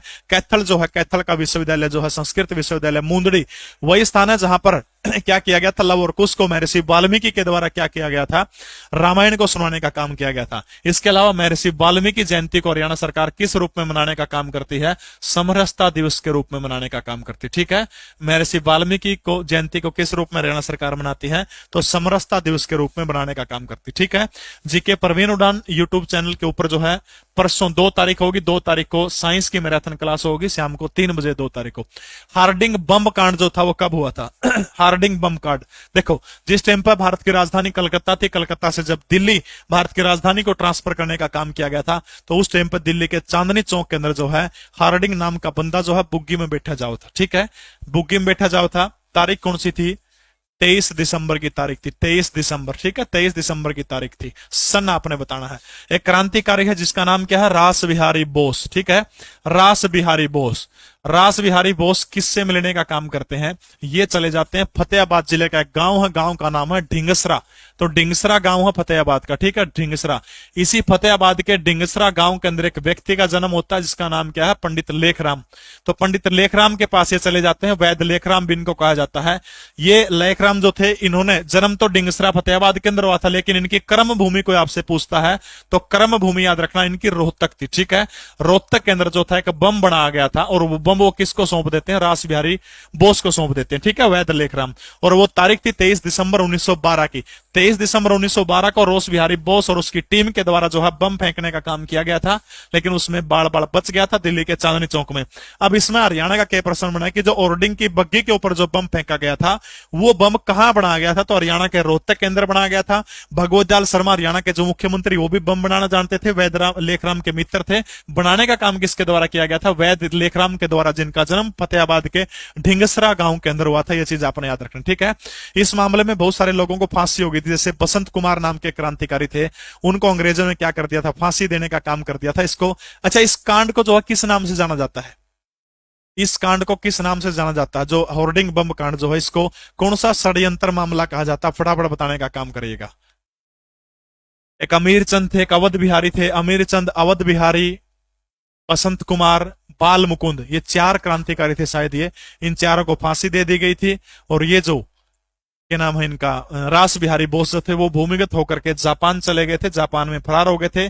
और लेखराम जो थे वो भी क्या हो गए थे, फरार हो गए थे। बसंत कुमार, बाल मुकुंद, अवध बिहारी और अमीर चंद, ठीक है, ये 4 को क्या कर दिया था, अंग्रेजों ने फांसी देने का काम कर दिया था। तो 23 दिसंबर 1912 को होर्डिंग बम कांड था, जिसको दिल्ली षड्यंत्र मामला के नाम से भी जाना जाता है, ठीक है, दिल्ली षड्यंत्र मामला।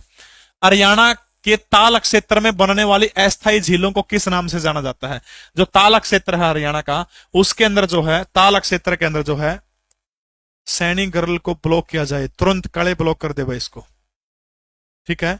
जो लड़की बनाने का काम कर रहा है इसको तुरंत ब्लॉक कर दिया जाए। बताओ वैसे बस।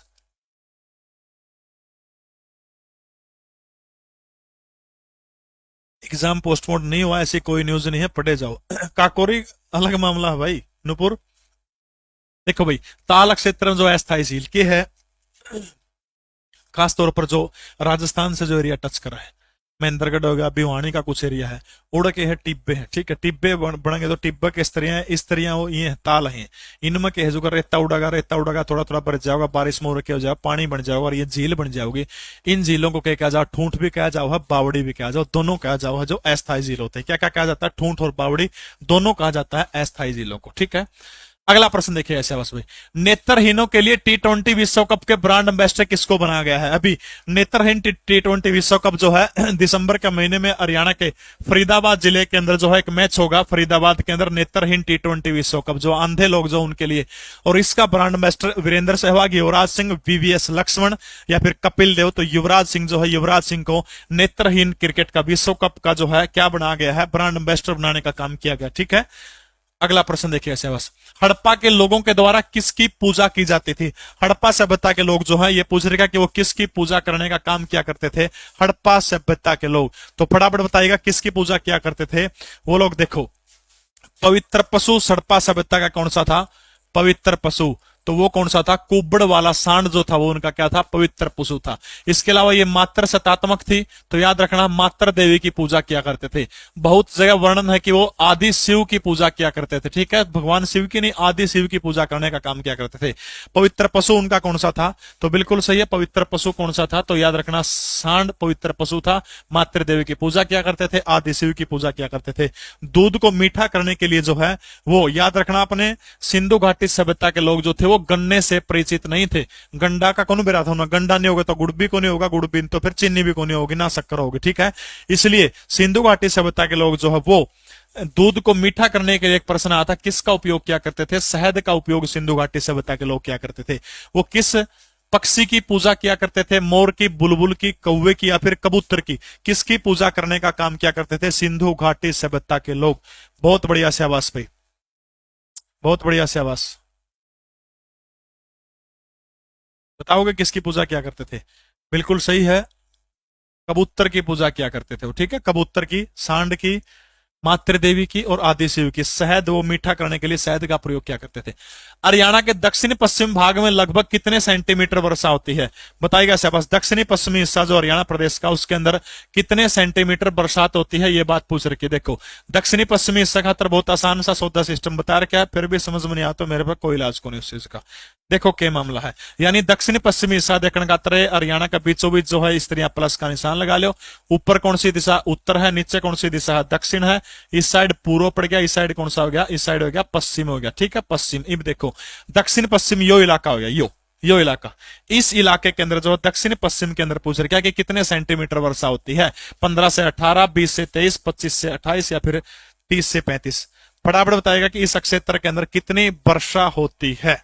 बहुत बढ़िया से बस। देखो भाई, हरियाणा में सबसे गर्म महीना कौन सा है, हरियाणा में सबसे गर्म महीना, गर्म माह जो हरियाणा में कौन सा होता है, याद रखना है, वो होता है मई, सबसे गर्म। सबसे ठंडा महीना हरियाणा में कौन सा है, तो याद रखना जनवरी सबसे ठंडा महीना है।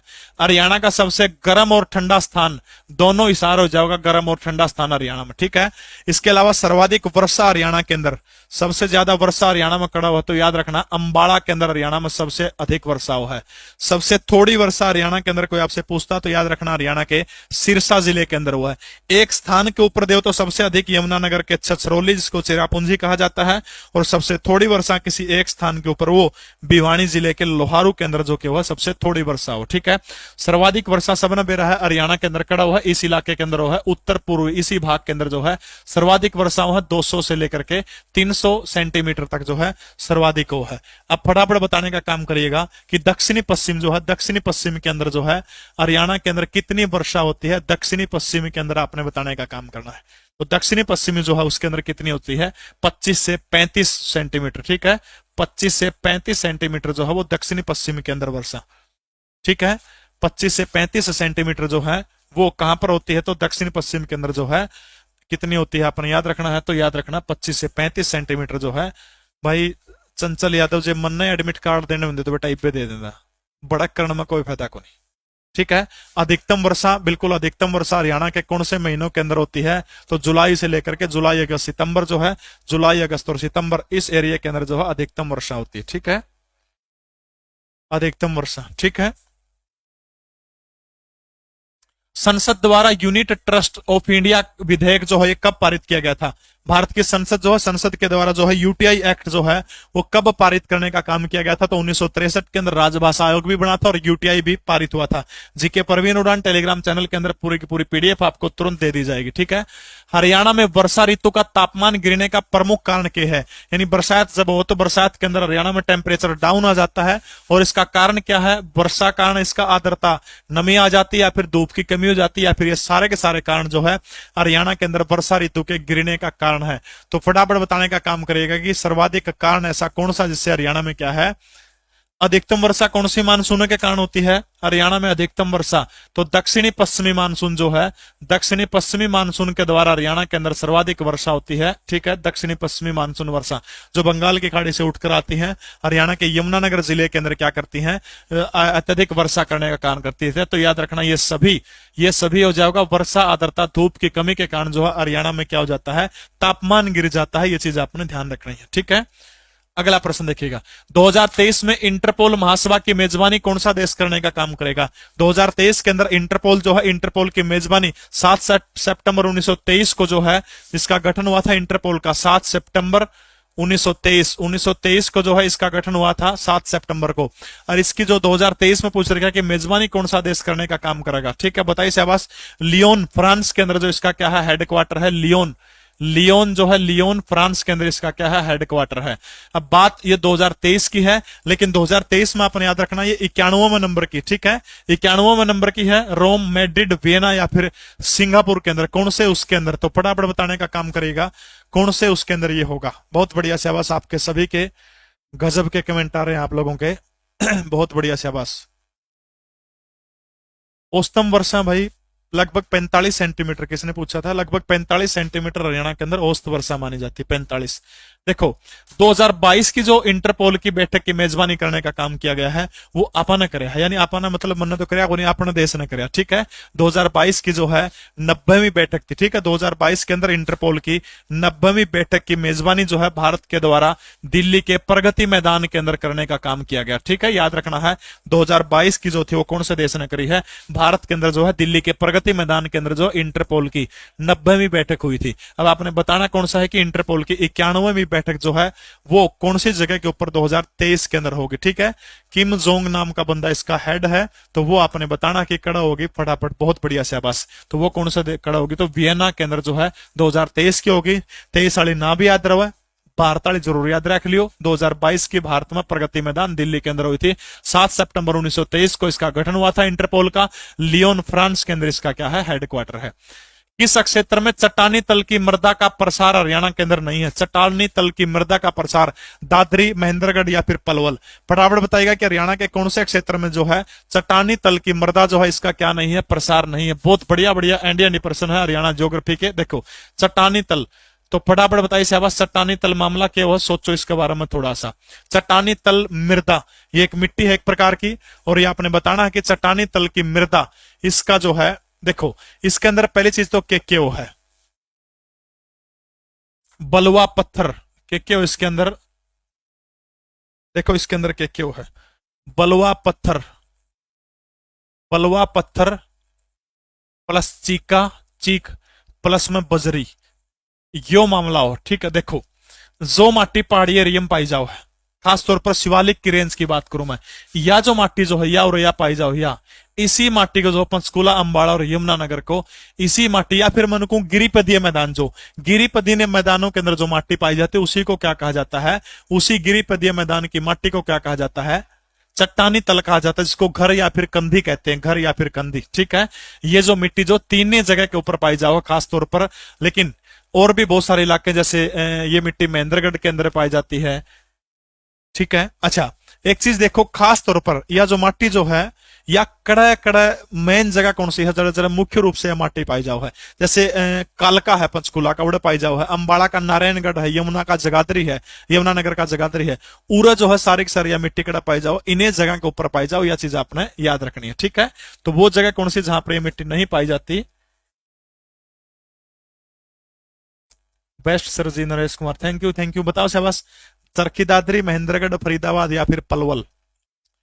पलवल के अंदर, फरीदाबाद में पहाड़ी है, महेंद्रगढ़ में भी, दादरी के अंदर भी। ठीक है। तो कौन सी जगह बचेगी, पलवल के अंदर यह माटी कौन पाई जाती। हाल ही में पहली खेलो इंडिया महिला जूडो नेशनल लीग जो है कौन से शहर के अंदर आयोजित करने का काम किया गया है। यानी खेलो इंडिया के तहत जो है, आपने याद रखना, बिल्कुल घर और कंधे कहा जाए इसको। खेलो इंडिया के तहत जो है महिला जूडो नेशनल लीग जो है, ये भारत के कौन से शहर के अंदर आयोजित करने का काम अभी हाल ही में किया गया है। तो फटाफट बताने का काम करेगा। देहरादून, नई दिल्ली, भोपाल या फिर पंचकुला के अंदर जो है ये महिला जूडो नेशनल लीग जो है भारत की नई दिल्ली के अंदर जो है पहली बार जो है, नई दिल्ली के अंदर महिला जूडो चैंपियनशिप जो है ये पहली बार नई दिल्ली के अंदर हुई थी। ठीक है। लगातार पिछले तीनों सालों, बहुत टॉप का प्रश्न है भाई, लगातार पिछले इस तीनों साल में एशियाई कुश्ती चैंपियनशिप 2020, 21, 22 में लगातार 3 गोल्ड मेडल जीतने वाले पहले भारतीय खिलाड़ी कौन बने। यानी जो एशियाई कुश्ती चैंपियनशिप जो है लगातार 2020, 21 और 22 लगातार तीनों साल जो है गोल्ड मेडल जीता है एशियाई कुश्ती चैंपियनशिप, और ये जीत करके वो पहला खिलाड़ी बना है भारत का। उस खिलाड़ी का नाम आपने बताना है। बजरंग पुनिया है, अमित नरवाल है, योगेश्वर दत्त है, या फिर रजत पदक जीतने वाले ओलंपिक के जिसका नाम क्या है, रवि कुमार दहिया है। जय श्री कृष्ण नाम की एक आईडी है। बहुत बढ़िया। सबसे पहले जय श्री कृष्ण वाले ने उत्तर दिया है। विनोद देख रहे हो, विनोद बिल्कुल, वो बंदा कौन है, रवि दहिया। ठीक है। रवि दहिया ने विश्व जो है एशियाई कुश्ती चैंपियनशिप 2020, 21, 22 में लगातार कितने गोल्ड मेडल जीते हैं, 3 गोल्ड मेडल जीतने का काम किया है। किसके द्वारा, रवि कुमार दहिया। ई गवर्नेंस के मामले में हरियाणा का देश में कौन सा स्थान है, ई गवर्नेंस के मामले में, फटाफट कमेंट करके बताओ, ई गवर्नेंस के मामले में हरियाणा का देश में कौन सा स्थान है। बहुत बढ़िया प्रश्न आएगा। सामाजिक आर्थिक संकेत रिपोर्ट 2022 के अनुसार मानव विकास सूचकांक में हरियाणा का देश में कौन सा नंबर है। सामाजिक आर्थिक रिपोर्ट 2022 के अनुसार मानव विकास सूचकांक के अंदर जो है भारत का, हरियाणा का नंबर जो है भारत में कौन सा है, 11वां स्थान है, 12वां स्थान है, 13वां स्थान है या फिर 14वां स्थान है। फटाफट बताने का काम करिएगा। शाबाश भाई। देखो इस रिपोर्ट के अंदर मानव विकास सूचकांक के अंदर भारत का नंबर कौन सा है, इसके अलावा भारत का पहला राज्य कौन सा है, हरियाणा राज्य का नंबर कौन सा। 3 आंकड़े आपने इस रिपोर्ट के याद करने पड़ेंगे। बिल्कुल नाहरी गांव सोनीपत, आप बिल्कुल सही है, बिल्कुल दुरुस्त है। देखो भाई, भारत का स्थान जो है सामाजिक आर्थिक रिपोर्ट के अनुसार जो है 131वां स्थान है भारत का। राज्यों में पहला स्थान किसका है, याद रखना आपने, केरल का है। हरियाणा का आपने बताना कि हरियाणा का स्थान जो इस रिपोर्ट के अंदर कौन सा है, मानव सूचकांक के अंदर कौन सा है।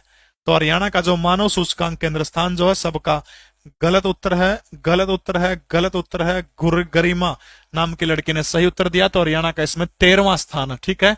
मानव विकास सूचकांक के अंदर हरियाणा का 13वां, राज्यों में केरल। भारत का कौन सा स्थान है, तो भारत का 131वां स्थान इस मानव विकास सूचकांक के अंदर। ठीक है। स्वास्थ्य सूचकांक के अंदर बताओ शाबाश, जो ये रिपोर्ट जारी की गई है इसमें एक स्वास्थ्य सूचकांक का वो भी है, आंकड़ा है, स्वास्थ्य सूचकांक। स्वास्थ्य सूचकांक में भारत का कौन सा नंबर है, राज्य कौन सा है स्वास्थ्य सूचकांक में, और हमारा हरियाणा स्वास्थ्य सूचकांक के अंदर 2022 में कैमे नंबर पर रहा है। देखो भाई, स्वास्थ्य सूचकांक के अंदर भारत का नंबर कौन सा रहा है, स्वास्थ्य सूचकांक। बहुत बढ़िया, आपके कमेंट आ रहे हैं, बहुत बढ़िया शाबाश। स्वास्थ्य सूचकांक भारत का नंबर रहा है 66वां, भारत का नंबर 66वां रहा है। राज्य कौन सा है, केरल है। और हरियाणा का स्थान कौन सा रहा है, हरियाणा का स्थान 11वां रहा है। ठीक है। बिल्कुल निकेश यादव आपने सही उत्तर दिया है। हरियाणा प्रदेश का स्थान कौन सा रहा है, तो हरियाणा प्रदेश का जो है कौन सा रहा है? 11वां रहा है। अगर नो पूछे कि हरियाणा का कौन सा जिला था जो पहले नंबर के ऊपर रहा स्वास्थ्य सूचकांक में, फिर स्वास्थ्य सूचकांक में हरियाणा का जिला कौन सा रहा है, तो याद करिएगा हरियाणा का पंचकुला जिला जो है वो स्वास्थ्य सूचकांक के अंदर जो है पहले नंबर के ऊपर रहा है। अगर मैं मानव विकास सूचकांक की बात करूं तो इसमें हरियाणा का पहले स्थान के ऊपर रहने वाला जिला कौन सा है, तो याद रखना हरियाणा का पहले स्थान के ऊपर रहने वाला जिला गुड़गांव है। जीके परवीन उड़ान टेलीग्राम चैनल के अंदर पूरी की पूरी पीडीएफ आपने दे दूंगा। ये दो आंकड़े हो गए स्वास्थ्य सूचकांक के और मानव सूचकांक के, दोनों रट्टाफिकेशन किमें कर लियो, सौदा देख लियो, ठीक है। हाल ही में संयुक्त राष्ट्र दिवस कब मनाया गया, तो सभी को बता 24 अक्टूबर 1945 को यूएन की स्थापना हुई थी, इसलिए प्रत्येक 24 अक्टूबर को कौन सा दिन मनाया जाता है? संयुक्त राष्ट्र संघ दिवस कब मनाया जाता है, तो प्रत्येक 24 अक्टूबर को जो है यूएन डे यानी संयुक्त राष्ट्र संघ मनाने का काम किया जाता है। अगला प्रश्न देखिए शाबाश। हरियाणा सरकार द्वारा गरीबी रेखा से नीचे जीवन यापन करने वाले विधवा, तलाकशुदा, निराश्रित और अनाथों जिनके परिवार की आय 1 लाख रुपए से कम है, उनकी बेटी के विवाह के लिए कितने रुपए की इनामी राशि देने का काम किया जाएगा? बहुत बढ़िया प्रश्न है भाई शाबाश। विधवा, तलाकशुदा, निराश्रित को, अरे थोड़े जमास्त है, बताइए शाबाश कि निराश्रित, विधवा या फिर तलाकशुदा। ताश खेलन लग रहे हैं बाहर, फिर आप सिर्फ मारा किल की, बोलो भाई शाबाश। मनीष शर्मा बहुत बढ़िया, 71,000 रुपए आप कह रहे हैं, बहुत बढ़िया शाबाश। बिट्टू नमस्कार। विकास अरे उत्तर दे दो। गोल्डी 71,000, बहुत बढ़िया, वेरी गुड वेरी गुड। कितनी अच्छी आपकी तैयारी चल रही है।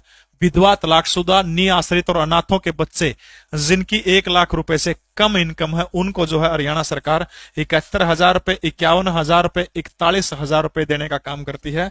लगभग सभी बच्चे 71,000 कह रहे हैं, बधाई के पात्र हैं सारे के सारे, क्योंकि सबका गलत उत्तर है। गलत से है 71,000।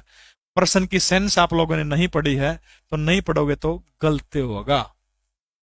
देखो एक लाइन सब में लेनी है, गरीबी रेखा से नीचे, गरीबी रेखा से नीचे, गरीबी रेखा से नीचे, ठीक है। एससी और एसटी, गरीबी रेखा से नीचे रहने वाले एससी और एसटी के लिए हरियाणा सरकार 71,000 रुपए देने का काम करती है उनकी छोरिया में। अब देखो इसमें गरीबी रेखा से नीचे तो है ना, तो विधवा उर है ना, तलाकशुदा इसके अंदर जिक्र कराया मैंने, ना निराश्रित कराया ना अनाथ कराया, फिर भी गप दिन है 71,000 ना जी जमा सही है 71,000 मेरा तो बस मैं बैठा बैठा ठीक करके ना हो सही हो गया, मैंने पढ़ा था मास्टर तो गलत पढ़ा था। गरीबी रेखा से नीचे एससी एसटी को 71,000 रुपए दिए जाओ है, इसके बताओ कितने रुपए दिए जाओ है। और बहुत सारे 2-4 आंकड़े इसके मामले में। देखो जो खिलाड़ी है हरियाणा की, कोई भी खिलाड़ी है, किसी भी जाति की है, किसी भी वर्ग से आती है, उस खिलाड़ी के ब्याह में ताउखट्टर 31,000 रुपए कन्यादान देने का काम करेगा, ठीक है। कितने रुपए देगा? 31,000 रुपए ताउखट्टर उस विवाह के अंदर देने का काम करेगा, ठीक है। कोई भी दिव्यांग बेटी है, दिव्यांग, ठीक है, दिव्यांग समझते हो, दिव्यांग बेटी जो है, दिव्यांग बेटी की शादी में भी हरियाणा सरकार 31,000 रुपए देने का काम करेगी, ठीक है। दिव्यांग के मामले में भी कितने हैं? 31,000 रुपए हरियाणा सरकार देने का काम करेगी, ठीक है। खिलाड़ी में कितने मिलेंगे? तो याद रखना 31,000 रुपए। अगर पति पत्नी दोनों विकलांग है, अगर मान लीजिए पति और पत्नी दोनों विकलांग है, पति और पत्नी, पति पत्नी दोनों विकलांग है, उनकी बेटी के शादी के लिए भी कितने रुपए हरियाणा सरकार देगी? उसके लिए भी हरियाणा सरकार कितने रुपए देगी? 31,000 रुपए देने का काम करेगी, ठीक है। इसके अलावा सामूहिक विवाह जो इकट्ठा विवाह होगा छोरिया का, और पर बेटी 51,000 रुपए देगी। सामूहिक विवाह, जो सामूहिक विवाह को नहीं होगा इकट्ठा गरीब कन्या का संस्था वगैरह कराया जाएगा और 51,000 रुपए देगी। तो याद रखना इस महीना में राशि इनामी राशि नहीं, सगुन की राशि 51,000 रुपए, ठीक है। तलाकशुदा, निराश्रित और अनाथों के परिवार के 1 लाख से कम है उनके 51,000 रुपए। गरीबी रेखा से नीचे वाले एससी एसटी वाले उनकी 71,000 रुपए, ठीक है। गरीबी रेखा से कम नीचे और एससी एसटी वाले उनके 71,000। खिलाड़ियों को, दिव्यांग को, पति पत्नी दोनों विकलांग है, उनकी बेटे को कितने रुपए दोगे? 31,000 रुपए हरियाणा सरकार देने का काम करेगी, ठीक है। बात समझ में आएगी। सामूहिक विवाह में हरियाणा सरकार कितने रुपए देगी? 51,000 रुपए हरियाणा सरकार देगी, ठीक है। अगला प्रश्न देखिएगा शाबाश। FATF ने 4 साल बाद किस देश को ग्रे लिस्ट से हटाने का काम किया है? ये एक वैश्विक निगरानी संस्था है और इसके द्वारा बांग्लादेश, अफगानिस्तान या फिर पाकिस्तान और इटली, अभी भारत का एक पड़ोसी देश है म्यांमार, जरा सैन्य शासन लगा हुआ है, म्यांमार को जो है क्या कर दिया गया है? ब्लैक लिस्ट करने का काम कर दिया गया है FATA के द्वारा। तो पाकिस्तान को ग्रे लिस्ट से बाहर कर दिया, इससे पाकिस्तान को जो फंड वगैरह मिलना होगा वो पीछे पासे पाकिस्तान में मिल जाएंगे, ठीक है। और म्यांमार को ब्लॉक कर दिया, बात याद रख लियो। हरियाणा हिंदी साहित्य अकादमी के वर्तमान के निर्देशक कौन है, फटाफट बताइएगा शाबाश। हरियाणा हिंदी साहित्य अकादमी जो है इसके वर्तमान के निर्देशक कौन है? ऊर्जा दक्षता सूचकांक, ऊर्जा दक्षता सूचकांक, ऊर्जा दक्षता सूचकांक में हरियाणा का नंबर कौन से नंबर पे है? हरियाणा ऊर्जा दक्षता सूचकांक के अंदर हरियाणा का नंबर कौन सा, फटाफट बताइएगा। और इस प्रश्न का उत्तर जो है हिंदी साहित्य अकादमी के सी कह रहे हैं डॉक्टर चंद्र तिरखा, हरियाणा साहित्य अकादमी। ठीक है, डॉक्टर चंद्र तिरखा किसके निर्देशक हैं? हरियाणा साहित्य अकादमी। याद रखना है, निर्देशक पूछ रहे, क्या अध्यक्ष पूछा तो मनोहर लाल खट्टर होगा, ये निर्देशक है सारे के सारे। सुनील कुमार वशिष्ठ जो है ये याद रखना है पंजाबी साहित्य अकादमी के क्या है? निर्देशक है। नरेंद्र कुमार आपने याद रखना है हरियाणा उर्दू साहित्य अकादमी। ठीक है, हरियाणा उर्दू साहित्य अकादमी जो है इसके अध्यक्ष कौन है? नरेंद्र कुमार है। तो हिंदी साहित्य अकादमी हरियाणा के अध्यक्ष कौन है? तो याद रखना है पूर्णमल गौड़ जो है वो हिंदी साहित्य अकादमी के हैं। चंद्र तिरखा हरियाणा साहित्य अकादमी के अध्यक्ष हैं। ठीक है, सुनील कुमार वशिष्ठ पंजाबी साहित्य अकादमी के अध्यक्ष हैं, नरेंद्र कुमार हरियाणा उर्दू साहित्य अकादमी के अध्यक्ष हैं, जबकि पूर्णमल गौड़ जो है वो हिंदी साहित्य अकादमी हरियाणा के अध्यक्ष हैं। ऊर्जा दक्षता सूचकांक के अंदर हरियाणा का नंबर कौन सा है? तो तीसरे नंबर के ऊपर है हरियाणा, ऊर्जा दक्षता सूचकांक में तीसरे नंबर के ऊपर है। राक्षी नदी किस नदी की प्रमुख सहायक नदी है? राक्षी जो नदी है नु पूछ रहा कि कौन सी नदी की प्रमुख सहायक नदी है। ठीक है, राक्षी नदी का पे जिक्र करा तो कड़ता निकला है या शिवालिक की पहाड़ियों से निकलती है। ठीक है, राक्षी नदी कड़ता निकला है शिवालिक की पहाड़ियों से। इसके बाद शिवालिक की पहाड़ियों से निकल करके कड़ा जाओ है यमुनानगर, और यमुनानगर के अंदर एक जगह है, जगह का नाम क्या है? शाहपुर। और यमुनानगर के शाहपुर में पहली बार यह कड़ा है मैदानी भाग के अंदर प्रवेश करने का काम करती है। इसके बाद यह कड़ा जाओ है कुरुक्षेत्रा जाओ है। कुरुक्षेत्रा का एक जगह जड़ा एशिया की सबसे बड़ी अनाज मंडी, वो जगह कौन सी है? लाडवा। और लाडवा के अंदर जाकर के ये कौन सी नदी के अंदर मिल जाती है, ये चीज आपने बतानी। ठीक है, कुरुक्षेत्र के लाडवा के अंदर। गलत उत्तर है एमएस खटकड़, आपका उत्तर बिल्कुल सही है।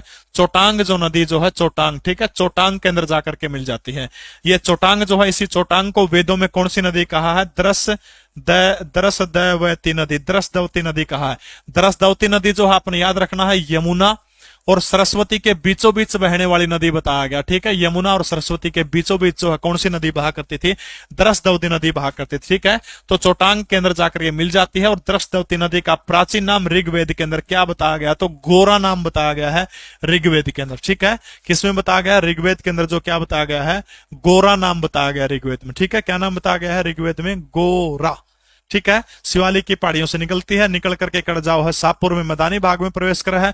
कुरुक्षेत्र के अंदर जो है लाडवा नामक स्थान के ऊपर प्राचीन काल में जो है ये नदी चोटांग नहर के अंदर, चोटांग नदी के अंदर जाकर मिल जाती है। चोटांग जो है बिल्कुल चोटांग के अंदर क्या है? चोटांग को ही दरसदवती नदी कहा जाता है। अरे थिंक लेस मोर यार, मैं ब्लॉक कर दूंगा तना यार, पढ़ा लेने दे, क्यों बकवास करने लग रहा है यार? नहीं पढ़ना, तेरा नाम का एक्सटेंड हो रहा ना, पेपर क्लियर होता तेरा 100% ठीक हुआ के ले को नहीं होता तेरा। नू ना कहिए मैंने डिमोटिवेट करा है। जोन सा आदमी नूहे बड़क मरो पेपर होगा को नहीं होगा, तेरा काम पढ़ने का यार, पढ़ तो पेपर लेना उनका काम है यार। फिर के तीर मार लेगा जे तो 1 महीना 500 होगा, फिर को हो जाएगा तेरा यार, बकवास करने लग रहा है यार। तो याद रखना चोटांग के अंदर जो है सहायक नदी, बोला कन्फर्म करो। मैं फोन मिलाऊं खतरी दो रहा बता दे, मैं तो क्लास में बड़का ना बताऊं यार, अजीब बात कर रहा है। अंडर 23 कुश्ती प्रतियोगिता में गोल्ड मेडल जीतने वाले पहले भारतीय कौन बने? फटाफट बताइए शाबाश। अंडर 23 जो है इस कुश्ती चैंपियनशिप के अंदर जो है, फटाफट बताएगा कि अंडर 13 जो कुश्ती चैंपियनशिप है और 23 वाली है, इसके अंदर पहला भारतीय जिसने क्या जीता? गोल्ड मेडल जीतने का काम किया है। तो वो अमन सहरावत है, सत्येंद्र गहलोत है, जितेंद्र सिंह है, या फिर इनमें से कोई नहीं है? फटाफट बताने का काम करेगा शाबाश। कल आज सुबह एक योजना की वीडियो डाली थी अगर आपने ध्यान हो तो, और वो जो योजना की वीडियो जो थी, मैं फोन मिलाऊंगा नुकोगा मन और गैड़ बका खम खानू का कन्फर्म की में चीज होगी तो नोटिस आओगा, नोटिस आ रहा होता तना बेरा बह लिया पोस्टपोन का, फिर मेरे क्यों स्वाद ले रहे तरफ सोचे करा जाके बताओ शाबाश। देखो योजनाएं डाली थी, योजनाओं में एक कमेंट आया था नीचे, एक छोरी का बहुत सियाणी छोरी थी, बोले जी आपने मुख्यमंत्री बागवानी योजना नहीं 1 जनवरी 2021 लिखा दी, आप गलत हो, पढ़ के आकर हो रहा था। और बोले यह योजना नहीं सितंबर में शुरू हुई थी, वो मुख्यमंत्री बागवानी बीमा योजना थे, बोली छोरी, सीएम बागवानी बीमा योजना, सीएम बागवानी बीमा योजना थी जो तो सितंबर में कहो थी, बागवानी बीमा योजना। ठीक है, सीएम बागवानी बीमा योजना थी, वो याद रखना, वो 22 सितंबर 2021 में शुरू हुई थी। ठीक है, 22 सितंबर 2021 को जो है मुख्यमंत्री बागवानी तो कर दी थी योजना 1 के तारीख ने, और फिर बीमा देना शुरू कर दिया था 22 सितंबर तक। ठीक है, इसमें क्या किया गया था, सब्जी और मसाले, देखो सब्जी और मसाले, यो मैंने उसमें योजना में कराना भूल गया था यार, सब्जी और मसाले, ठीक है, तने कमेंट कर दिया, मेरे ध्यान में आ गया, नहीं छोड़ दी थी योजना। सब्जी और मसाले, इसमें प्रीमियम लिया जाएगा 750 रुपया का, और जो सब्जी और मसाले जो खराब हो गए तो हरियाणा सरकार 30,000 रुपए देने का काम करेगी। ठीक है। नंबर 2, अगर फड़क की कोई फसल है लगा रखी है, अमरूद है और एंड बैंड कुछ भी लगा रखा है, उसका प्रीमियम 1000 रुपए जो है सरकार भरवाओगी, और जब फसल खराब होगी तो उसके हरियाणा सरकार 40,000 रुपए देने का काम करेगी। ठीक है, उसके कितने रुपए हरियाणा सरकार देगी तो याद रखना है 40,000 रुपए हरियाणा सरकार उसके देगी। ठीक है, यानी मुख्यमंत्री बागवानी योजना पूछ रहे तो 1 जनवरी 2021, बागवानी बीमा योजना पूछ रहे तो 22 सितंबर 2021, सब्जी और मसाले के 750 रुपए लेके 30,000 देगी, फड़ा के 1,000 रुपए लेके कितने देगी, 40,000 रुपए। तो अंडर 23 जो कुश्ती प्रतियोगिता में गोल्ड मेडल जीतने वाले पहले भारतीय कौन बने हैं, तो वो कौन है, अमन सहरावत है वो। ठीक है, अमन सहरावत पहले खिलाड़ी बने हैं। एशिया के सबसे बड़े बौद्ध थीम पार्क का उद्घाटन भारत के कौन से राज्य के अंदर किया गया, फटाफट बताइएगा शाबाश। एशिया के सबसे बड़े बौद्ध थीम पार्क का उद्घाटन कौन से राज्य के अंदर किया गया, हरियाणा, उत्तर प्रदेश, बिहार या फिर तेलंगाना के अंदर जो है सबसे बड़े बौद्ध थीम पार्क का उत्पादन करने का काम किया गया। हाँ, कल की क्लास में एक चीज रह गई थी, सकल घरेलू उत्पाद के बारे में पढ़ा था। ठीक है, 2021-22 में सकल घरेलू उत्पाद वो शायद 2.99 लिखा दिया था, उसको करेक्ट कर लें भाई, 3.99% हो जाएगा। ठीक है, इसको आप करेक्ट कर लें, 3.99% हो जाएगा सकल घरेलू उत्पाद वाला। ठीक है, 3.99% हो जाएगा। तो याद रखना, भारत का एशिया का सबसे बड़ा बौद्ध थीम पार्क जो है लगभग 250 एकड़ के अंदर भारत के तेलंगाना राज्य के अंदर बनाने का काम किया गया। बौद्ध थीम पार्क कौन सा राज्य है, तेलंगाना। ठीक है, और वो दोबारा से फिर भाई एक बार कर लेना, मैंने क्लास के नीचे कमेंट में भी डाल दिया था, टेलीग्राम चैनल में भी। देखो भाई, मानवीय स्वभाव, गलती पटंदा नहीं हो जाए, कल गलती होगी थी तो तुरंत टेलीग्राम चैनल में डाल दिया था मैंने, तो इसलिए जरूरी है जीके परवीन उड़ान टेलीग्राम सारे के सारे इस चैनल को ज्वाइन करें आप। ज्वाइन करने के बाद में जो भी इस पे अभी क्लास खत्म होने के बाद में हरियाणा करंट अफेयर की, नेशनल करंट की क्विज है, 10-10, 12-12 प्रश्न पूछा करूं। ठीक है, देखिए शाबाश, तो 303.99% हो जाएगा। हरियाणा के किस नाले का उद्गम स्थान राजस्थान के अलवर से है, ये नाले है हरियाणा प्रदेश के अंदर। 3.99 ने बताया था कि मैंने कदे 29 याद आओ मेरे, देख लियो भाई, 3.99 सही है, वो देख लियो था। ठीक है, बताइए साहब, हरियाणा के किस नाले का उद्गम स्थल जो है वो राजस्थान के अलवर से इस नाले का उद्गम स्थल होता है, तो फटाफट बताइएगा साहब, घाटा नाला, लंदोहा नाला या फिर भूरिया नाला या फिर मेहंदी बाड़ा नाला। घाटा नाला जिसको बादशाहपुर नाला भी कहा जाता है। ठीक है, घाटा नाला जो है इसको बादशाहपुर नाला भी कहा जाता है, बादशाहपुर नाला। ये दिल्ली से निकला है, दिल्ली के जो अरावली की रेंज जो है, दिल्ली की अरावली की पहाड़ियों से जो है कौन सा नाला निकलता है, तो आपने याद रखना बादशाहपुर नाला। नंबर 2 कौन सा है, लंदोह नाला। ये लंदोह नाला फटाफट बताने का काम करेगी कहां से निकलता है, ये नाला जो है राजस्थान के अलवर से निकलता है, राजस्थान के अलवर से निकलता है। इसके बाद कौन सा है, भूरिया नाला। तो भूरिया नाला जो है इसका उद्गम स्थल फटाफट बताइएगा कहां से होता है। ठीक है, फरीदाबाद के अंदर जो एक पहाड़ी है, मेवला महाराजपुर की पहाड़ी, मेवला महाराजपुर, मेवला महाराजपुर की पहाड़ी है, और ये पहाड़ी कड़ा है। तो हरियाणा का जो फरीदाबाद जो हरियाणा के फरीदाबाद के अंदर मेवला महाराजपुर की पहाड़ी है। इसके अलावा जो है मेहंदी बाड़ा नाला, तो मेहंदी बाड़ा नाला बिल्कुल सही है, हरियाणा के गुरुग्राम से निकलने का काम है इस नाले का। और वो कौन सी पहाड़ी है, राजरवा की पहाड़ियां हैं गुड़गांव की। ठीक है, राजरवा, राजरवा की पहाड़ी है, GGM गुड़गांव की राजरवा की पहाड़ी। ठीक है, तो बादशाहपुर नाला दिल्ली की अरावली की पहाड़ियों से, घाटा नाला, लंदो नाला अलवर के राजस्थान के अलवर से, भूरिया नाला मेवला महाराजपुर फरीदाबाद, और राजरवा की पहाड़ी जो गुड़गांव के, उससे कौन सा नाला निकलता है, तो मेहंदी बाड़ा नाला निकलता है। हाल ही में 100 मीटर बाधा दौड़ को 13 सेकंड में पूरी करने वाली पहली भारतीय महिला कौन बनी है। 100 मीटर जो है फटाफट बताइएगा शाबाश, 100 मीटर रेस के अंदर जो 13 सेकंड में पूरी करने वाली भारत की पहली महिला है, उस महिला का नाम आपने बताना है, कौन बनी है, तो फटाफट बताइएगा शाबाश। मुख्यमंत्री प्रगतिशील, मुख्यमंत्री प्रगतिशील, मुख्यमंत्री प्रगतिशील किसान सम्मान योजना, मुख्यमंत्री प्रगतिशील किसान सम्मान योजना 2022 बहुत इंपॉर्टेंट योजना है भाई। जो प्रगतिशील किसान जो हैं वो काम क्या करते हैं, जो एडवांस लेवल की खेती करते हैं उनको लेकर के मनोहर लाल खट्टर जो है पीछे देने का काम करेगा। जो किसान पहले नंबर के ऊपर होगा उसको 5 लाख रुपए दिए जाएंगे। ठीक है, जो किसान दूसरे नंबर के ऊपर रहेगा उसको कितने रुपए दिए जाएंगे? 3 लाख रुपए देने का काम किया जाएगा। जो राज्यों में यानी जिले में, जो जिलों के अंदर जो प्रथम आएगा उसको 50,000 रुपए प्रगतिशील किसान को देने का काम किया जाएगा, और जो तीसरे नंबर के ऊपर रहेगा उसको 1 लाख रुपए जो है देने का काम किया जाएगा। ठीक है, उसको कितने? 1 लाख रुपए देने का काम किया जाएगा। ठीक है, और ज्योति येराजी, बी उत्तर गलत है, ज्योति येराजी आपने ध्यान रखना है। 13 सेकंड में 100 मीटर की बाधा दौड़ पूरी करने वाली भारत की पहली महिला कौन बनी है? ज्योति येराजी। कौन बनी है? ज्योति येराजी। तो 5 + 3 + 1। ठीक है, 5 + 3 + 1। प्रगतिशील किसान को 5 लाख रुपए, दूसरे वाले को 3 लाख, तीसरे वाले को 1 लाख। जो जिलों में प्रथम स्थान के ऊपर रहेगा उसको कितने रुपए? 50,000 रुपए हरियाणा सरकार देने का काम करेगी। ठीक है, 50,000 रुपए हरियाणा सरकार देगी। देखो भी क्या, मंदाकिनी कितनी आकाश गंगाओं का वृहद पुंज है, यानी गैलेक्सी पूछ रही है कितनी आकाश गंगाओं का पुंज है, ये बात आपने बतानी है। सॉफ्टवेयर निर्यात में हरियाणा का कौन सा नंबर है? सॉफ्टवेयर निर्यात। ठीक है, सॉफ्टवेयर निर्यात जो है इसके अंदर हरियाणा का नंबर मुझे फटाफट बताने का काम करेंगे। मंदाकिनी कितनी वृहद पुंज है और सॉफ्टवेयर निर्यात जो है इसके अंदर हरियाणा का स्थान कौन सा है? सॉफ्टवेयर निर्यात के अंदर फटाफट बताने का काम करिएगा। बस थोड़ी देर और चलेगी सोनिया रंगा।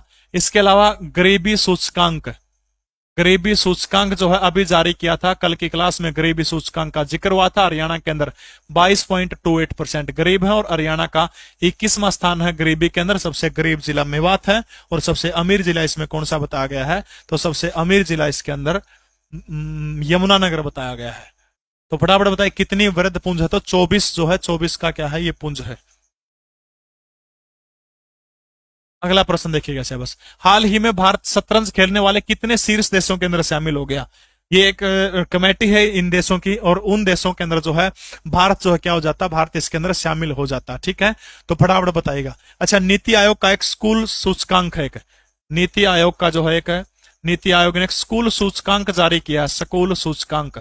और इस नीति आयोग के स्कूल सूचकांक के अंदर जो है हरियाणा का भारत में नंबर कौन सा है? देखो हरियाणा जो है, याद रखना 12वें जो शीर्ष 12 देश हैं जो शतरंज खेलते हैं उनके अंदर जो है भारत भी शामिल हो गया। ठीक है, ये चीज जो करना आपने। अच्छा, स्कूल सूचकांक के अंदर नंबर पूछे तो कौन सा, अब कितना नंबर है? तो याद रखना है हरियाणा का नंबर तीसरा है किसके अंदर? स्कूल सूचकांक के अंदर।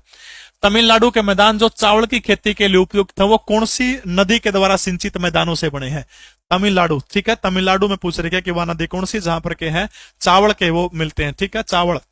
तो फटाफट बताएगा कि वो कौन से हैं? चावल।